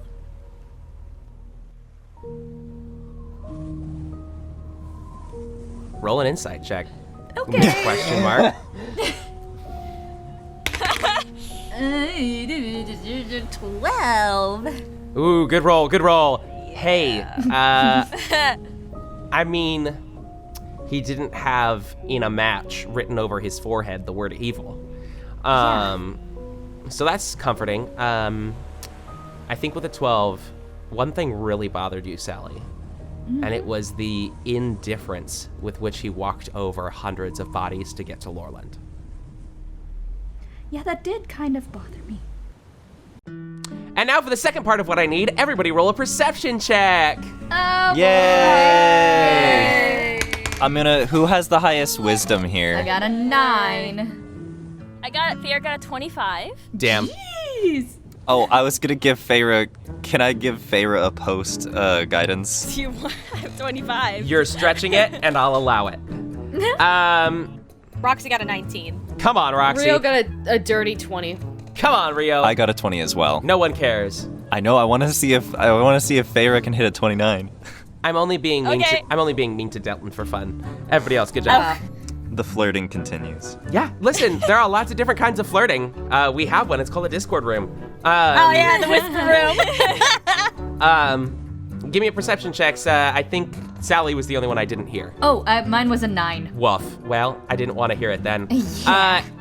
Everyone except Sally then. Did Feyre get to add? Oh, absolutely. It doesn't matter, but Feyre, for posterity, roll a d4. Okay. Come on. It's stuck. No. Oh no. There we go. That's a 4. So that's 29. Damn. 29! Damn. All right, well, fine, whatever. All of you except for Sally smell smoke. You may take your full long rest, and you are on the edge of a battlefield. You are about to hit the line of fire and smoke that is spreading out from the forest, but with a 29, Feyre, you almost don't care about that, because peeking through the height of the smoke, you see maybe 30 minutes journey beyond your actual home. And Feyre, there's no shield. Oh my god, it's Oh shit. And with a 29, because certain people can't keep guidance to themselves, Yeah, let's go! I am a support class. I'm gonna keep supporting. you absolutely should. Great. You see continued fire and smoke and ashes, and at the top of it all, an ancient red dragon breathing fire. And Feyre with a 29, either the ancient red dragon is attacking Shieldfell, or the enemy is already inside your home. Oh god. Shieldfell already. Is it? You said 30-minute journey. Is that by flying or by foot? By flying, or at this point by running, although I wouldn't recommend it over a freshly burned down and ever-spreading forest fire. Well, I mean, I don't want to do dragon bow in the middle of the air on a fucking flying carpet. That would suck. Is there anywhere safely we can land closer to Shieldfell itself, or can we only stay a distance away? You could land on the outskirts of what was formerly the shield. The ash line starts about where the shield used to start and spreads out. I wouldn't recommend... The fire has been spreading from that shield line. I wouldn't necessarily recommend standing in that unless you want to start taking fire damage on your feet. You can also just jump and transform midair. You don't have to land. But you keep telling me, well, you don't know if it works yet every damn day. So I don't want to try that. Listen, I'm not arguing I that. have something to keep someone from falling if it comes to that. It's a rope here. We can paratroop in. Tie her on a rope around her waist and go, yeah, go, I'm strong. It'll be fine. I have a strength of 7. It'll be great. It's a yo-yo. I mean, do we have a plan B in case this ring is just a total bust? We got you. We can catch speaking, you. Okay. Yeah, speaking meta, we have you. Okay, I've never tried this before. Okay, let's fucking do it. Okay. Okay. Oh my god. Let's do this. We got this. Okay. I gotta pull up my I'm so actual excited. thing. I'm so excited too. Oh my god. Hold on, I gotta pull up this. Okay. How do I do this, David? Is there like a way? Magical girl transformation. Magical girl. Sailor Moon cut the animation sequence. Woo! You're asking me how to use your ring? Yeah, because I don't know how to use it. Interesting. Roll me an Arcana check. That's okay. That's okay. That's a 18. Okay. Feyre, we give you a lot of crap. You're not dumb. Thank you. You used simply a wish of your mind to cause the ring to reappear. It therefore feels pretty logical that you simply have to decide to use the ring to activate it. Okay. Feyre's gonna look back at the group one last time. Are you guys ready? Readier than ever. As we'll ever be. I'm with you. Yes. All right. She's gonna turn back and leap of faith, hoping her friends catch her if this doesn't work, and she's gonna turn into an ancient green dragon. Ancient green dragon. Let's go. Feyre, as you leap off the edge of the carpet, you hear the whistling of air as you are falling. And your wings erupt. Oh my god. Oh my god. Feyre, you are an ancient green dragon with an armor class of 21 and 385 hit. Oh my god. Yeah, guys. Oh my god. Oh my god. I finally get to use this thing. All right. I'm assuming I can't talk to you guys. So now that I'm flying above everyone, am I able to see if there's any large groups of whatever's attacking Shieldfell conjugated in like a singular area, or are they all spread out? What's going Sure. on? You speed up into the air. By the way, fun fact with your action and movement, you can move 160 feet around. You take off into the sky. Oh my god. Oh my god! Feyre, your dragon's passive perception without taking an action is 27. You fly up into the sky and look down, immediately take in the scene. The outer third of Shieldfell is surrounded and burning. The inner 2/3 of the city are actively being attacked. The threats are coming from every direction, and there are specifically 4 different threats. To the north, it seems a weird army mixture of trolls and orcs are pressing down, attempting to actually destroy the trees and buildings as they go, and dropping the trees on the houses. That is from the north. From the west, it seems to be a fluttering of insects and creatures that you have never seen before, And with your incredibly high passive perception, you make out a few key figures that seem to be directing traffic. It seems somewhere, somehow, some dark form of druids have been called out from an ancient hiding place to join whatever armies are leading this attack. So from the west, the druids lead an attack. From the south, well, we'll come back to the south. From the east, the normal armies that you have seen before, the goblins and the orcs that have, quite frankly, done a very poor job, seem to be some sort of scattered clans, are leading a wild and unsuccessful attack. This is the least successful attack of the four. And finally, from the south, about 6 or 7 figures are slowly walking and decimating everything in their path. And with a 27, you recognize, based on description,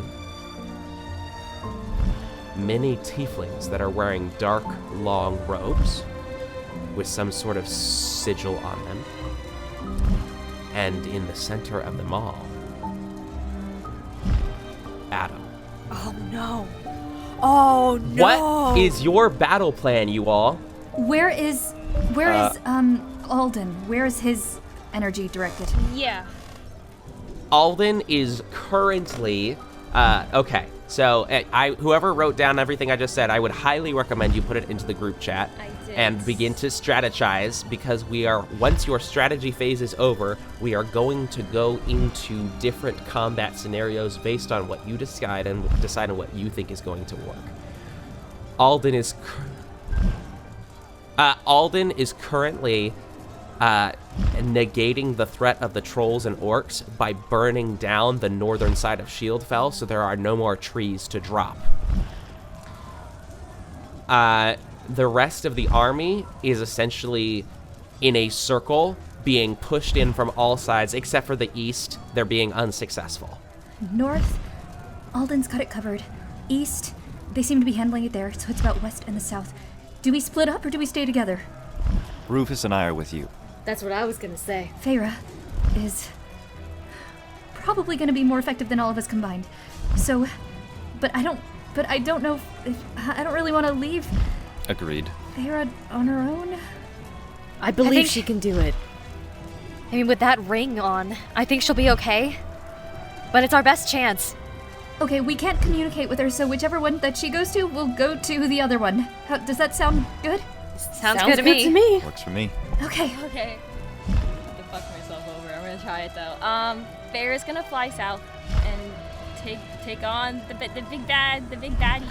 I'm gonna have Sure. I'm gonna have my homunculus, my little dragonfly Archibald, just and grab onto Feyre, just so we have someone keeping an eye on Feyre. Okay, that's good then. Sure. Okay, good. Archie. Just for the hell of it, everybody, Feyre, roll me an intelligence check. It's gonna be high. Just roll me an intelligence check. Do I roll as Feyre or as the dragon? As the dragon, which Oh my god. Oh shit, I wanna know. your intelligence Aren't is green dragons plus, like your intelligence is plus 5. super smart? That's a 19. Yeah. Okay. I will give you a warning and a helpful reminder that is actually, empowers you more. A powerful arcane practitioner could have things to negate magical effects such as rings. However, you also have 3 legendary resistances a day where you can choose to ignore such an action. So, be aware. Oh, Feyre, I think you would know from, at least you've seen me do it. Counterspells only work from 30 feet. Stay away from them. I say this in a message spell. Yes, I prepped it. Feyre gives us Nice. Understanding nod. For sure. Just puffs air out of the nose as a yes. Does Sally's have that creepy echo to it of Feyre? Oh, wait, no, sorry, correction. counterspell only works from 60 feet. Stay out of 60 feet. Stay out of 60-foot range, and they can't touch you. Sally, since you're being helpful, what's the range on Dispel Magic as well? They're 120 feet. Yeah. I'll leave it up to you. Do you think a magic already in effect would be a Dispel Magic or a Counterspell? Oh, motherfucker. Yeah. It would be Dispel Magic. Okay. Dispel magic. Stay 120 feet away. Stay out of 120 feet. I'm so sorry. Got it. 120. Okay. Okay. Lock in your plan, folks, and we're gonna go through it. I'm gonna go grab water. Okay. Sally, I'm turning to you and I'm giving you like one of those rings that like go onto the end of a finger, not like, you know, and it looks like a raven skull. And I was like, keep this on. Everybody's getting rings. Well, this is a spell component. Keep this on. Okay. And stick close to me. Okay. That way I can negate some of the damage that comes to you if you get hit. This is not a terrible idea. I just realized now my most powerful spell, I have to be within 90 feet, so that's gonna kind of fuck me over at the 120. As an ancient green dragon, do you get the whole dragons can shapeshift into people thing? Can you shapeshift back into yourself? I can, but Or then is I that can't too go back. cheesy? Oh, okay. I mean, I can go, I can use it once a day. So like if I turn back, I can't turn back into a dragon again until the next day. I was just curious how lactose Wait tolerant. a minute. Wait, hold on. How big are you, Feyre? It's gotta be like a 50-foot wingspan or something. Feyre, Yeah. intelligence check. How big I am? No. You just About said how you just said lactose shit tolerant. about how the ring works, and I am curious how you know that. I don't know. I'm just guessing. Well, actually, all of them said that. That's a. Oh, that's an 8. Okay, never mind. Just Wait. keep fucking around. Hold on. How big is Feyre, the dragon? About 60 archivolts. Yeah. About 60. What? I don't. I'm pretty sure Delton is being mean. First off. This is serious. Tell me. Second off, are we talking wingspan? Are we talking height? Biggest what are we talking dimension. about? Wingtip to wingtip, about 40 feet. Okay, I've got an idea. Hey Feyre, they can't touch you. I mean, they can't dispel you if they can't see you. Invisible Oh dragon. Oh my god. Invisible This is dragon. so badass. Oh my god. Okay. If Feyre flies back up to me, I'm gonna turn Feyre invisible. Okay. I'll fly. Damn! Yeah, sure. All right, let me do some research real quick. Okay. Oh, and that doesn't even take a spell Let me slot. s- I just have a usage of that. Aren't you special? Huh, all right, cool. I've done my research. What's your plan, folks? The battle rages, and you all need to pick where you're going. Feyre, your invisibility lasts an hour, but it'll end when you attack someone or cast a spell, so make it count. Get close and then get out. Or force a saving throw. Yeah, wait, what? Oh, what? So dragon breath will end it as Spell well. ends for a target that attacks or casts a spell. Oh, it's not force a No, saving so throw? use. That's Yeah, so use your cool. dragon breath as much as you can, and then dip after you drop your most powerful spell or something. I'm not gonna tell you what to do. I'm just gonna tell you that you've got some invisibility. In the interest of not surprising you all, I would adjudicate that poison breath would be an attack. That makes sense. That does make a lot of sense. You know, it gives me one shot, I guess, you know? Yeah, you Gives me get one shot I and then back get out away. of range. Yeah. Okay. So yep, you're invisible. So, Feyre's going for Adam, and you all roll high enough. You all talk to Tree. You are looking at members of a different house than Trees that are attacking your city.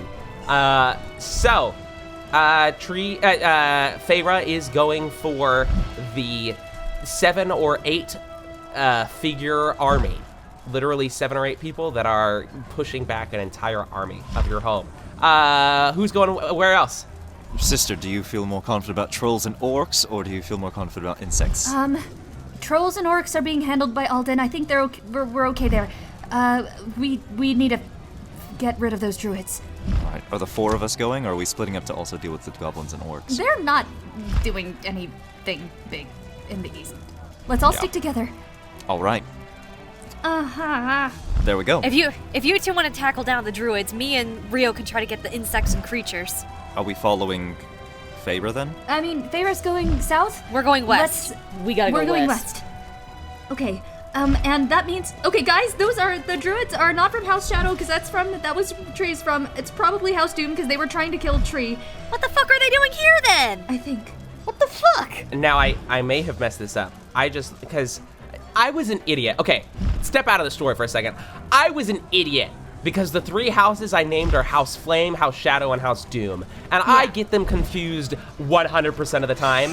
Okay. I'm pretty sure Tree's house is House Doom. Tree's And from House the- Shadow. Or at least that's what he Re- said. Fuck. I have this in my notes. Hold on. Maybe my notes are wrong. I wrote down that Tree is partially from House Shadow. Grandfather's name is Apocalypso. House Shadow thinks that Tree's gonna start Armageddon, and House Doom is trying to kill Tree. Okay. And Adam might be from House Doom. I have Tree's grandfather is from House Shadow, so you're right, House Shadow. Okay. Okay, let me change my notes then. God damn it. Sometimes a DM is valuable, and that is okay. Let me just, okay. And then Adam is House from Doom, House blah, blah, blah, blah. Doom. Yeah. Yes. Tree is from House Shadow, you fool. Okay. Did we decide whether 2 of us are helping Feyre or? I can 1v1 him as long as I can. Because if you get hit by a couple hold monsters, that's not gonna go well. Yeah, no, that's, well, how much HP do I have? I got 385. Wait, question, does it Hi. work the same way that druid shapeshifting works, where if you lose all your HP as the creature, you go back to your original form and you have full HP? But yes, essentially. You have essentially casted True Polymorph on yourself. Okay. By the way, that's a 9th level spell.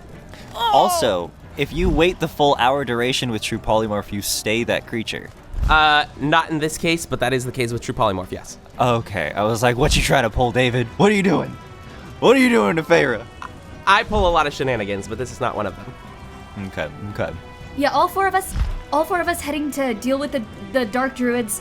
Feyre can hopefully handle the tieflings, and the hope is that one of us finishes early and goes to support the other.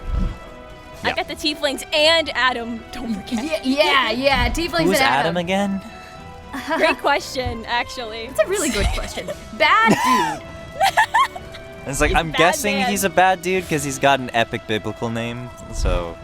He's a bad man who does bad things. Solid. Well, My friends, not to scare you, because we know I never like to scare you. Oh no. Don't fuck this up. nah. Why would we? Let's go to... you're coming from the west. So you're going to be arriving at the west first. I imagine Feyre is splitting off and flying towards the south on her own. Is that correct? Yes. Yeah. Yes. Yes. Now, I love players to have their own creative liberty. I am going to put it this way, though. There is a really great opportunity for a flying dismount of the magic carpet with Featherfall to attack from the sky. Oh yeah, I have Featherfall. I'm down.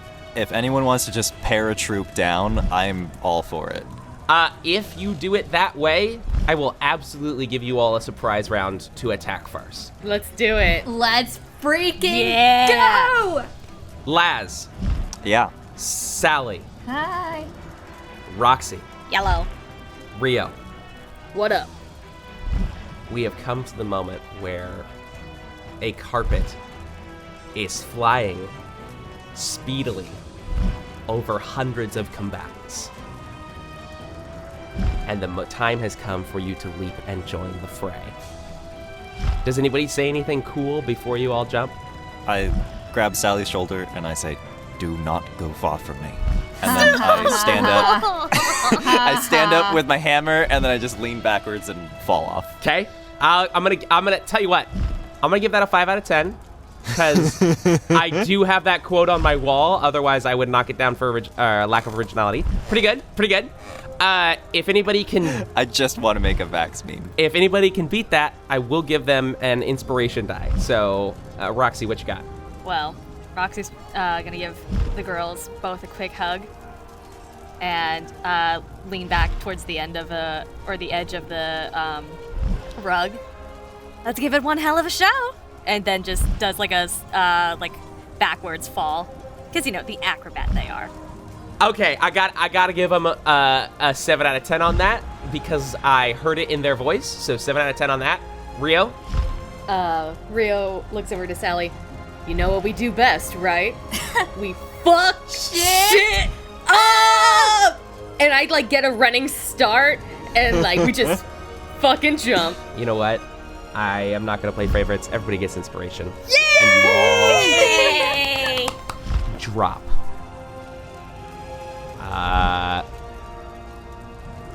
Now, I imagine in order to see all this, you're at least 200 feet in the air. You at least begin dropping without Featherfall. Otherwise, it would take you about 10 rounds to get to the ground. Wind whistling and the smoke filling your nostrils and eyes, making the tears begin to well up at the corners. 150 feet. 100 feet. 70 feet. 60 feet. There are 4 main druids in this section, commanding several swarms of insects and scorpions and rats. Laz. Mm-hmm. Now's the time for your first action. This is before Featherfall, or this is for Featherfall? Now is the time for Featherfall. Okay, I look at everyone, I lock eyes with Sally, and then my eyes flash pale blue flame, and then everyone slows down suddenly. Surprise round. I'm not even going to roll initiative. I'm going to do this a little differently. I love rolling initiative when people are together in the same room and we can bounce back and forth and make it a bit of a chess game. I'm not going to do that right now. Sally, what action are you taking? I'd like to bonus action, Hound of Ill Omen on the first druid that I see. Stick him right next to him. And then as the actual action itself,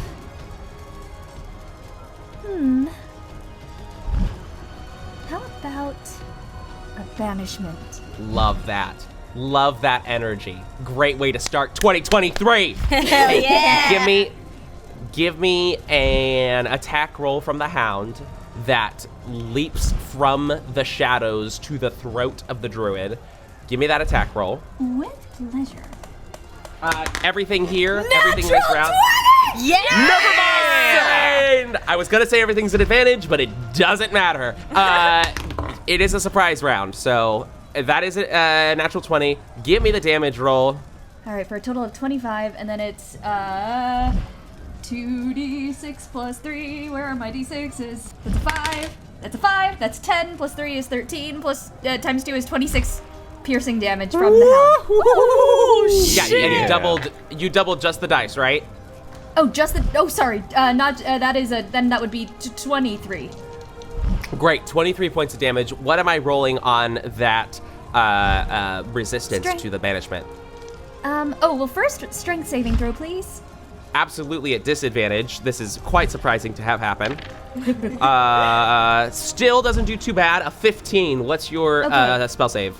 Well, that's for the direwolf save. So they save and they're not knocked prone. Okay.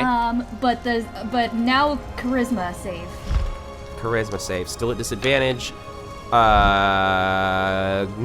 Okay, not a charisma caster. It's a 14 minus 1, 13. Fails. Great. The if you will allow a little bit of flavor on this, you did the amount of damage to the point where your wolf comes spinning out of the shadows, grabs the throat of this druid, is just trying to tackle him to the ground.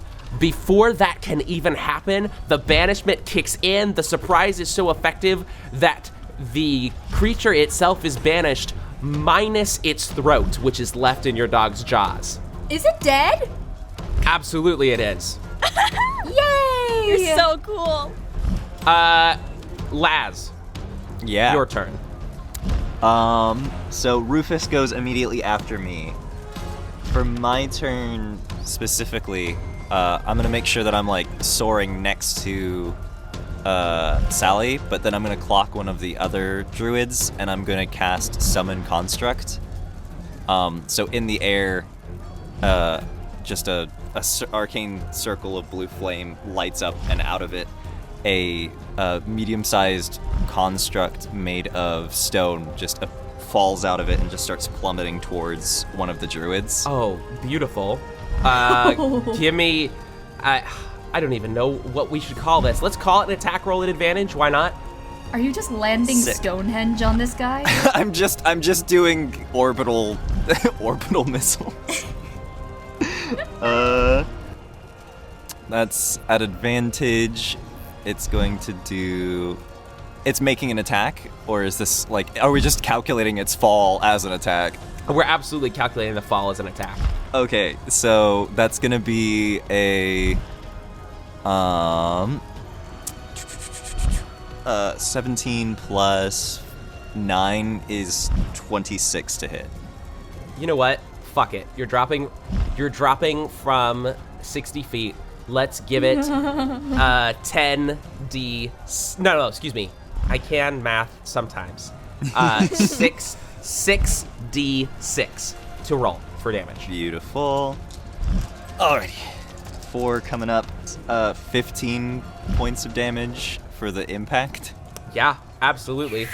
That was...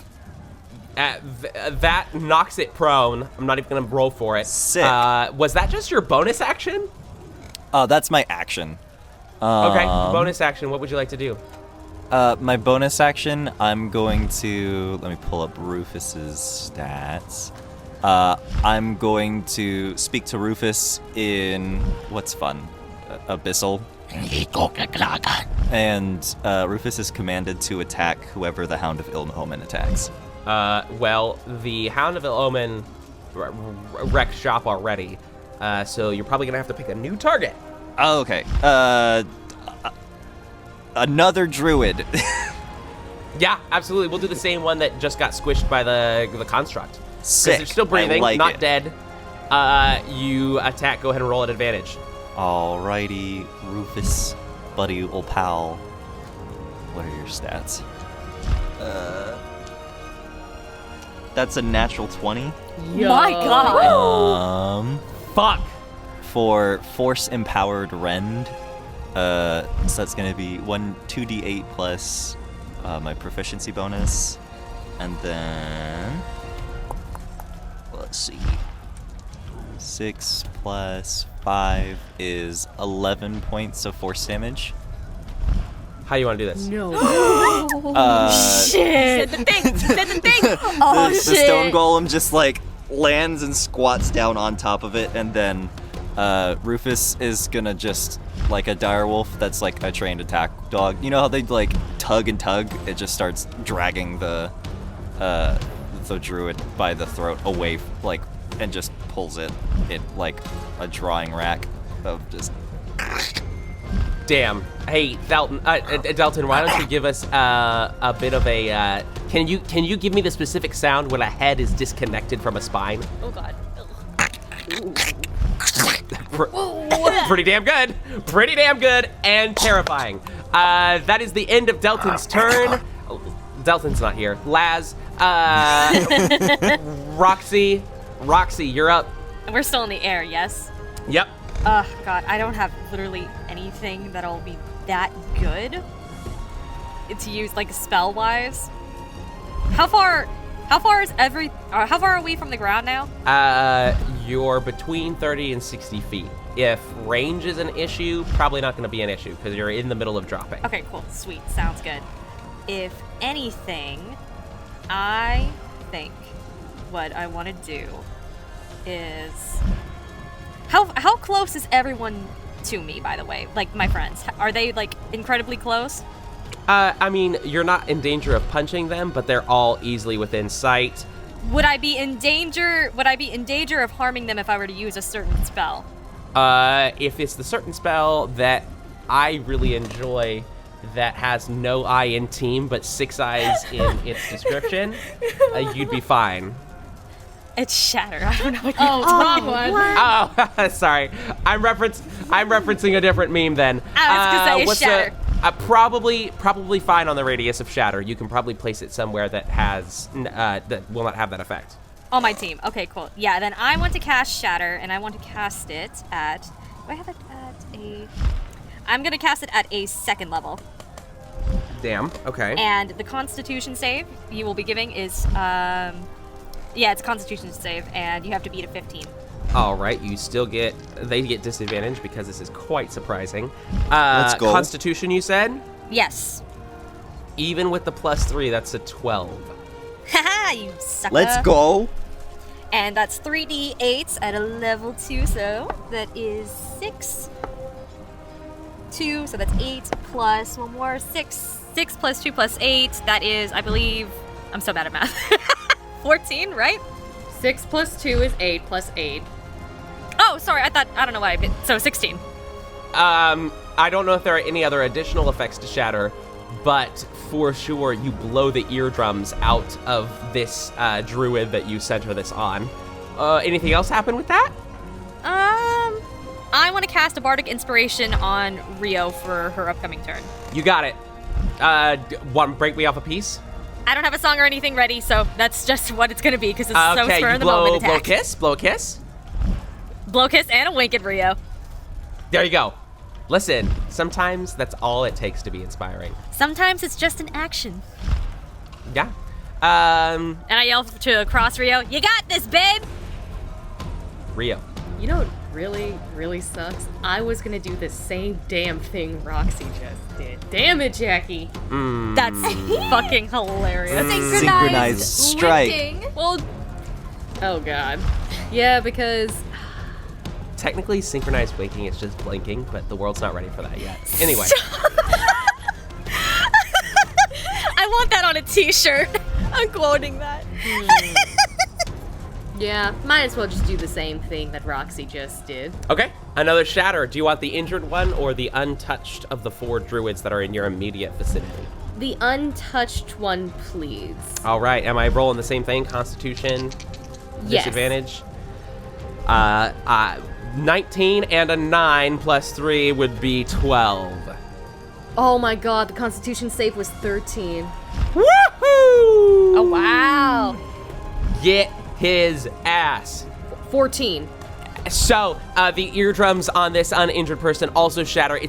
So, if none of you, I really hope none of you have ever been in a moment where you have been dropped into combat, especially from the sky, but if you've ever been in a fight or anything like that, there is a moment when you are not expecting it where it is just shapes that you are targeting. And then they begin to become clear. These druids, these dark amalgamations from the deep buried in the forest and in the caverns far away, are slimy, spore-like humanoids that have fungus extending from their nostrils, their hair, their neck. So when the shatter goes off for both of you, the spores themselves and the eardrums burst as well. I'm sure this is somebody's cup of tea, but definitely not traditionally attractive. That would not be their description. That is the surprise round. David, I have one Feyre. question. Oh, Before we go. yes. Was the druid that I killed because of my direwolf 20 damage or killed by the banishment? It was so close to dead by the amount of damage you did with the wolf that I did not want your banishment spell to go to waste, and I gave it a bit of creative license. How does that sound? Oh, okay, that's cool. I mean, I could have punched him or didn't I? Wait, okay, never mind. You know what? That's fine. We'll leave it. Banishment would have taken him out of your range for a whole minute, so I let it be a little offensive for you. Thank you. Feyre. Yeah. All right. Let's go. I'm invisible. So after I use what I'm about to use, I become visible. like immediately after I do it. Right. Correct. Is that how it works, the spell? Okay. All right. How far away am I from... What am I attacking? How far away am I from Adam and the tieflings? Yeah, and then tieflings. Yeah, you rocket towards the southern part of your home. Passive perception, you are seeing everything. Feyre, your home is... Well, your home itself, where you and your father live, is still standing. But many of the buildings that you visited regularly as a child, many of the streets that you walked on, are destroyed, scattered with debris, trees fallen across them, flames, screaming, and the march of soldiers everywhere. As you approach the 7 tieflings with Adam in the middle leading the way, they are walking calmly, almost in a flying V formation, and you see different soldiers sporadically try to run out and attack them, but there is no concerted effort here. And any that run forward as you are approaching, I will give you a few clues. Several individuals run forward, and one of the mages to the right of Adam flicks a wand and casts a fireball larger than any you have seen and eviscerates them immediately. They continue walking. Several archers in a treehouse above in one of the buildings that was rooted in the branches of one of the trees are firing down towards Adam, who tosses up a shield spell, deflects all the attacks, and one of the individuals to his left simply reaches out a hand and causes the entire tree to disintegrate with a blight, and all of the soldiers in the tree collapse to the ground amidst the ruin and lay there not moving. What do you do?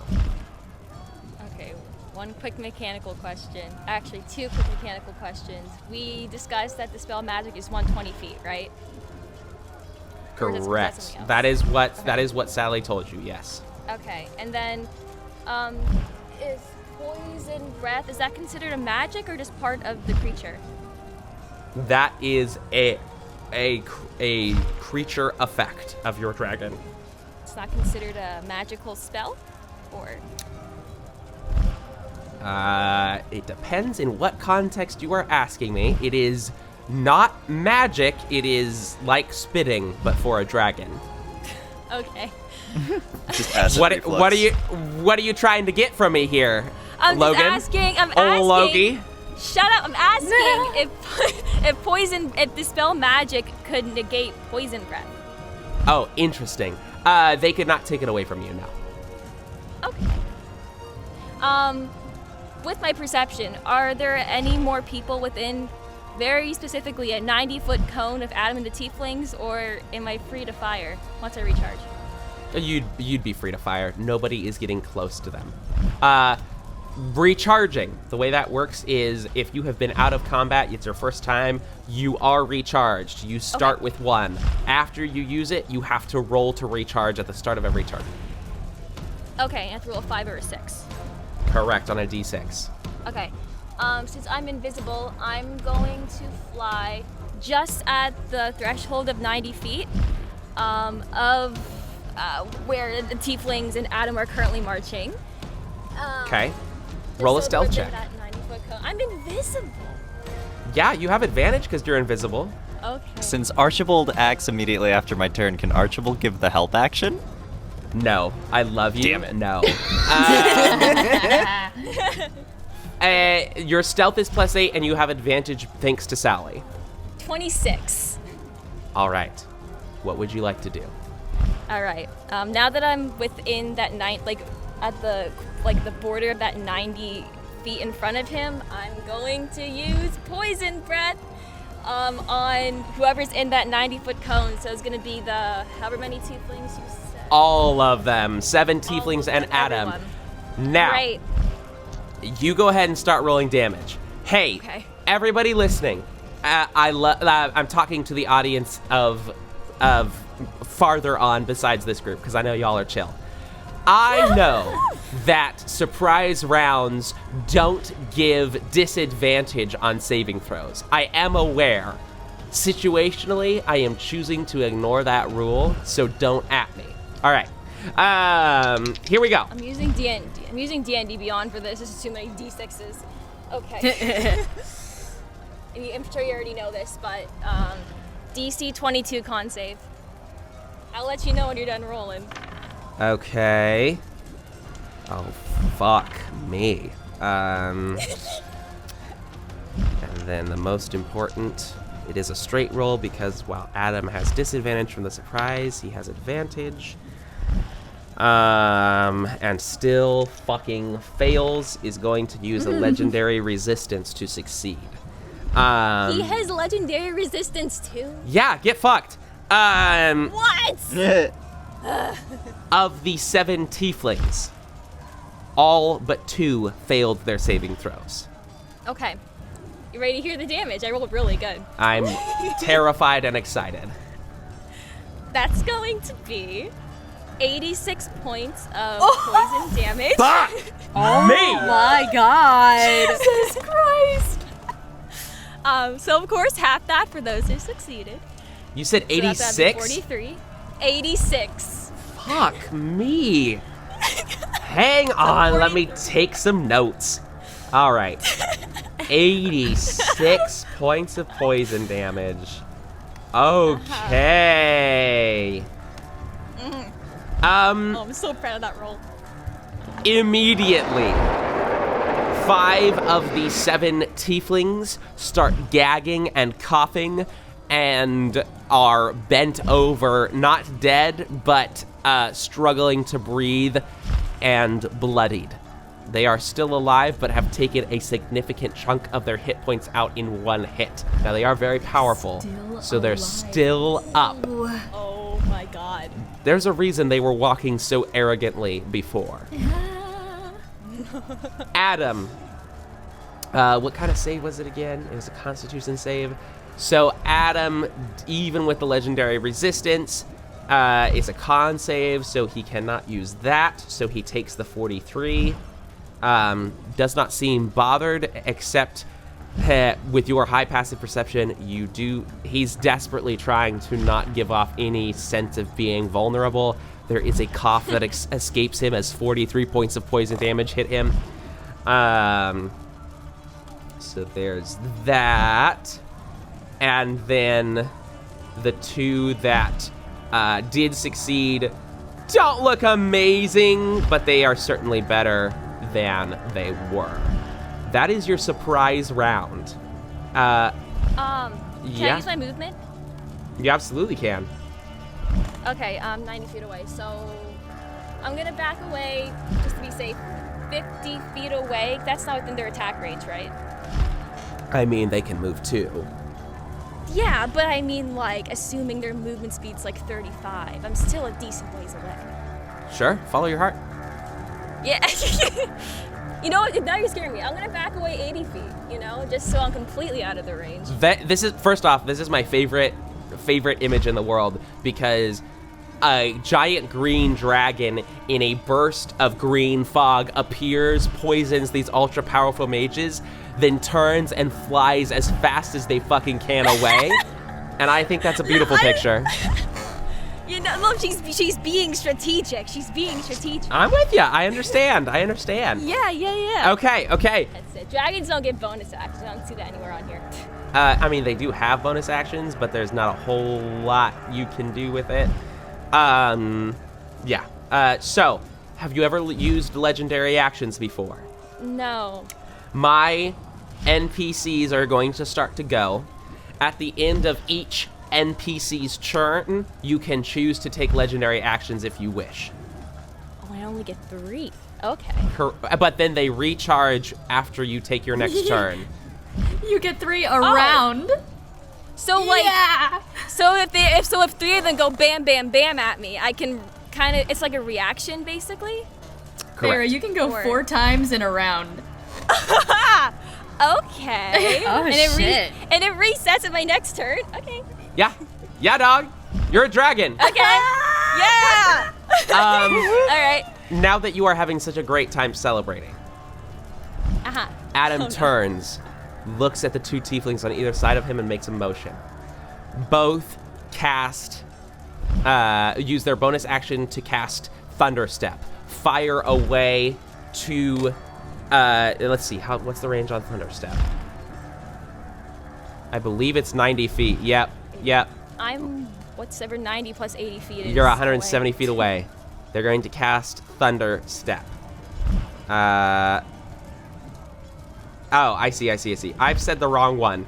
Hang on. I think I mean Far Step. 1 second. Far Step? Chill out, dude. Just let us kill everyone in the first round. Yeah.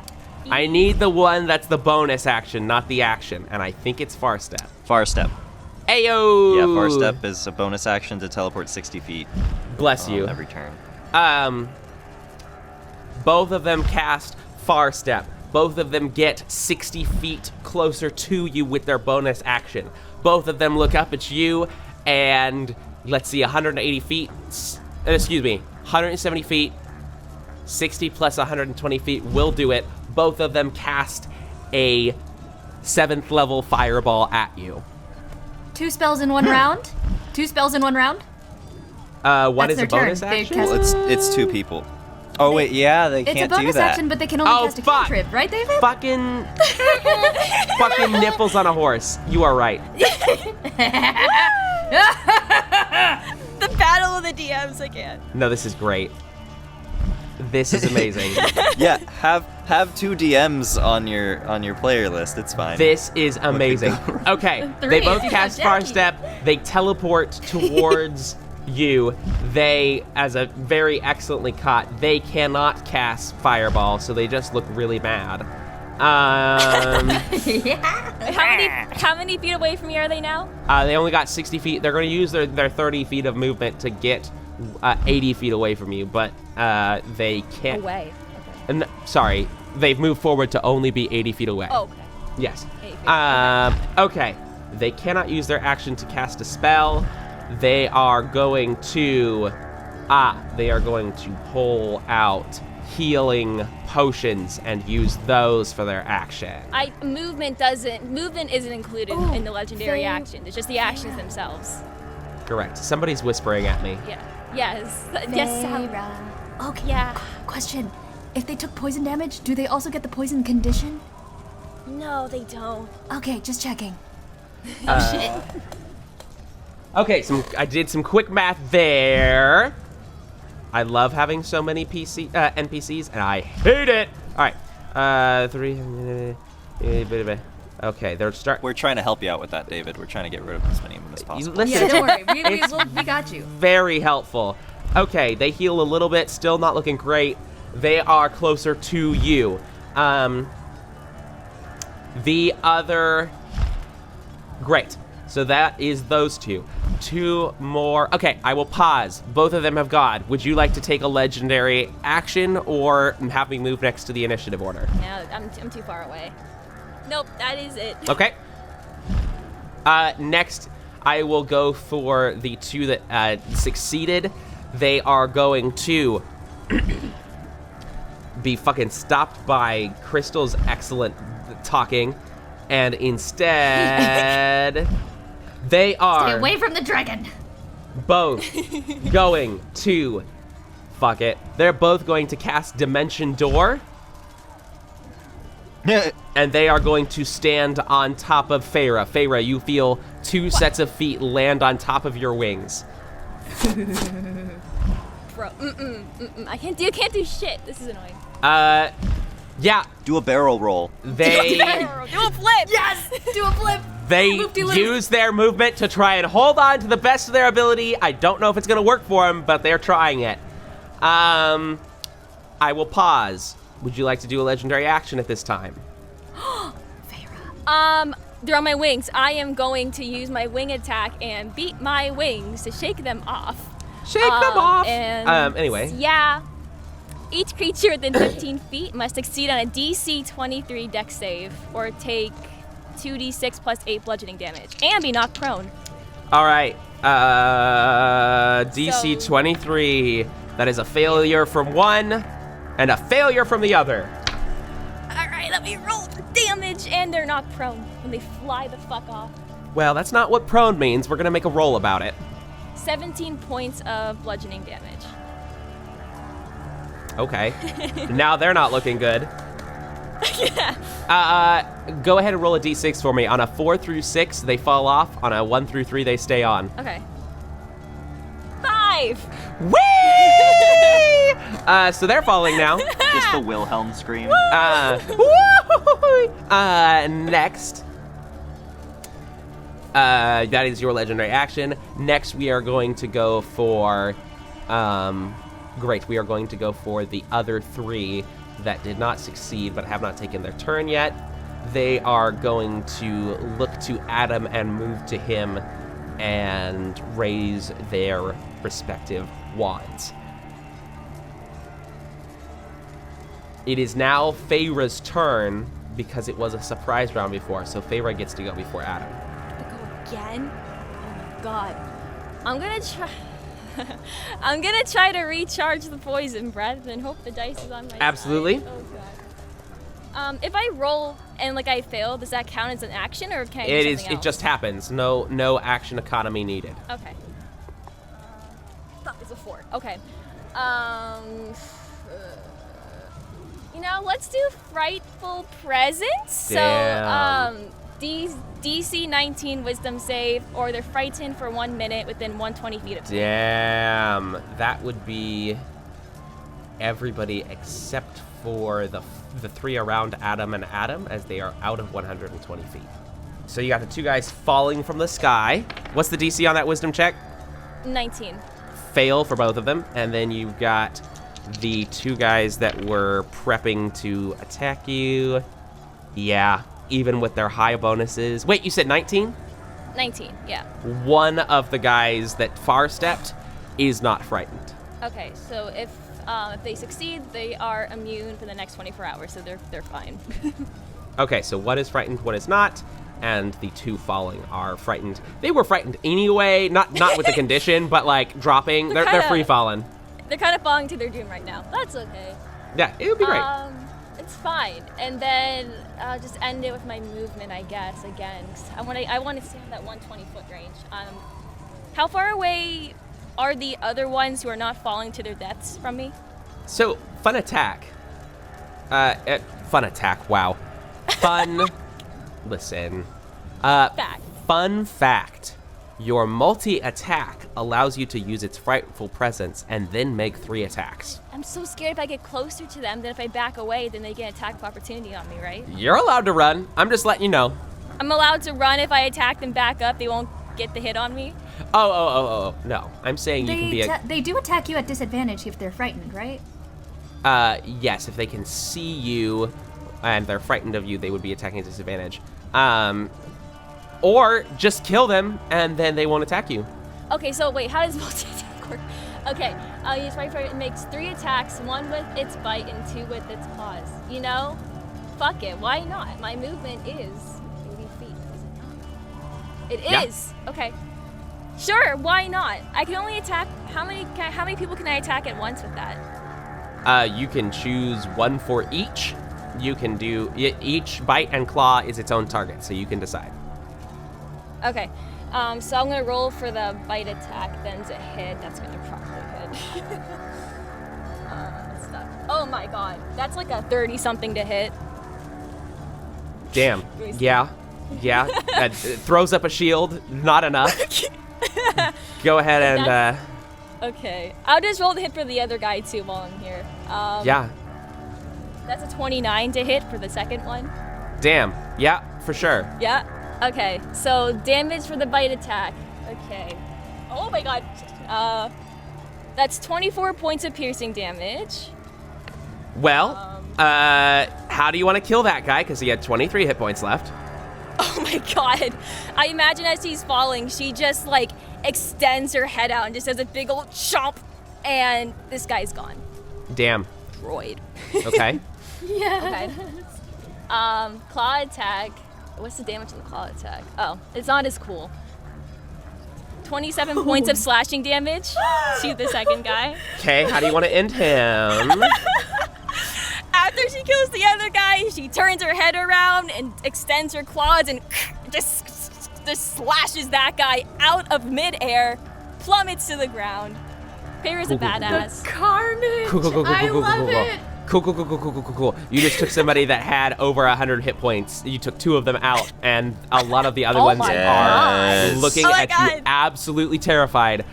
Nobody is close enough for you to do that third attack on, so it does. Yeah. You do lose it. Feyre. You feel a voice peek into your mind. Have you ever conversed with Adam before? No, I don't even know who he is. Telepathically in your mind. Well. 2 dragons guard the stone. This is very interesting. I guess you'll be seeing us again soon. And Adam looks at the 3 around him and casts teleport. And they're out.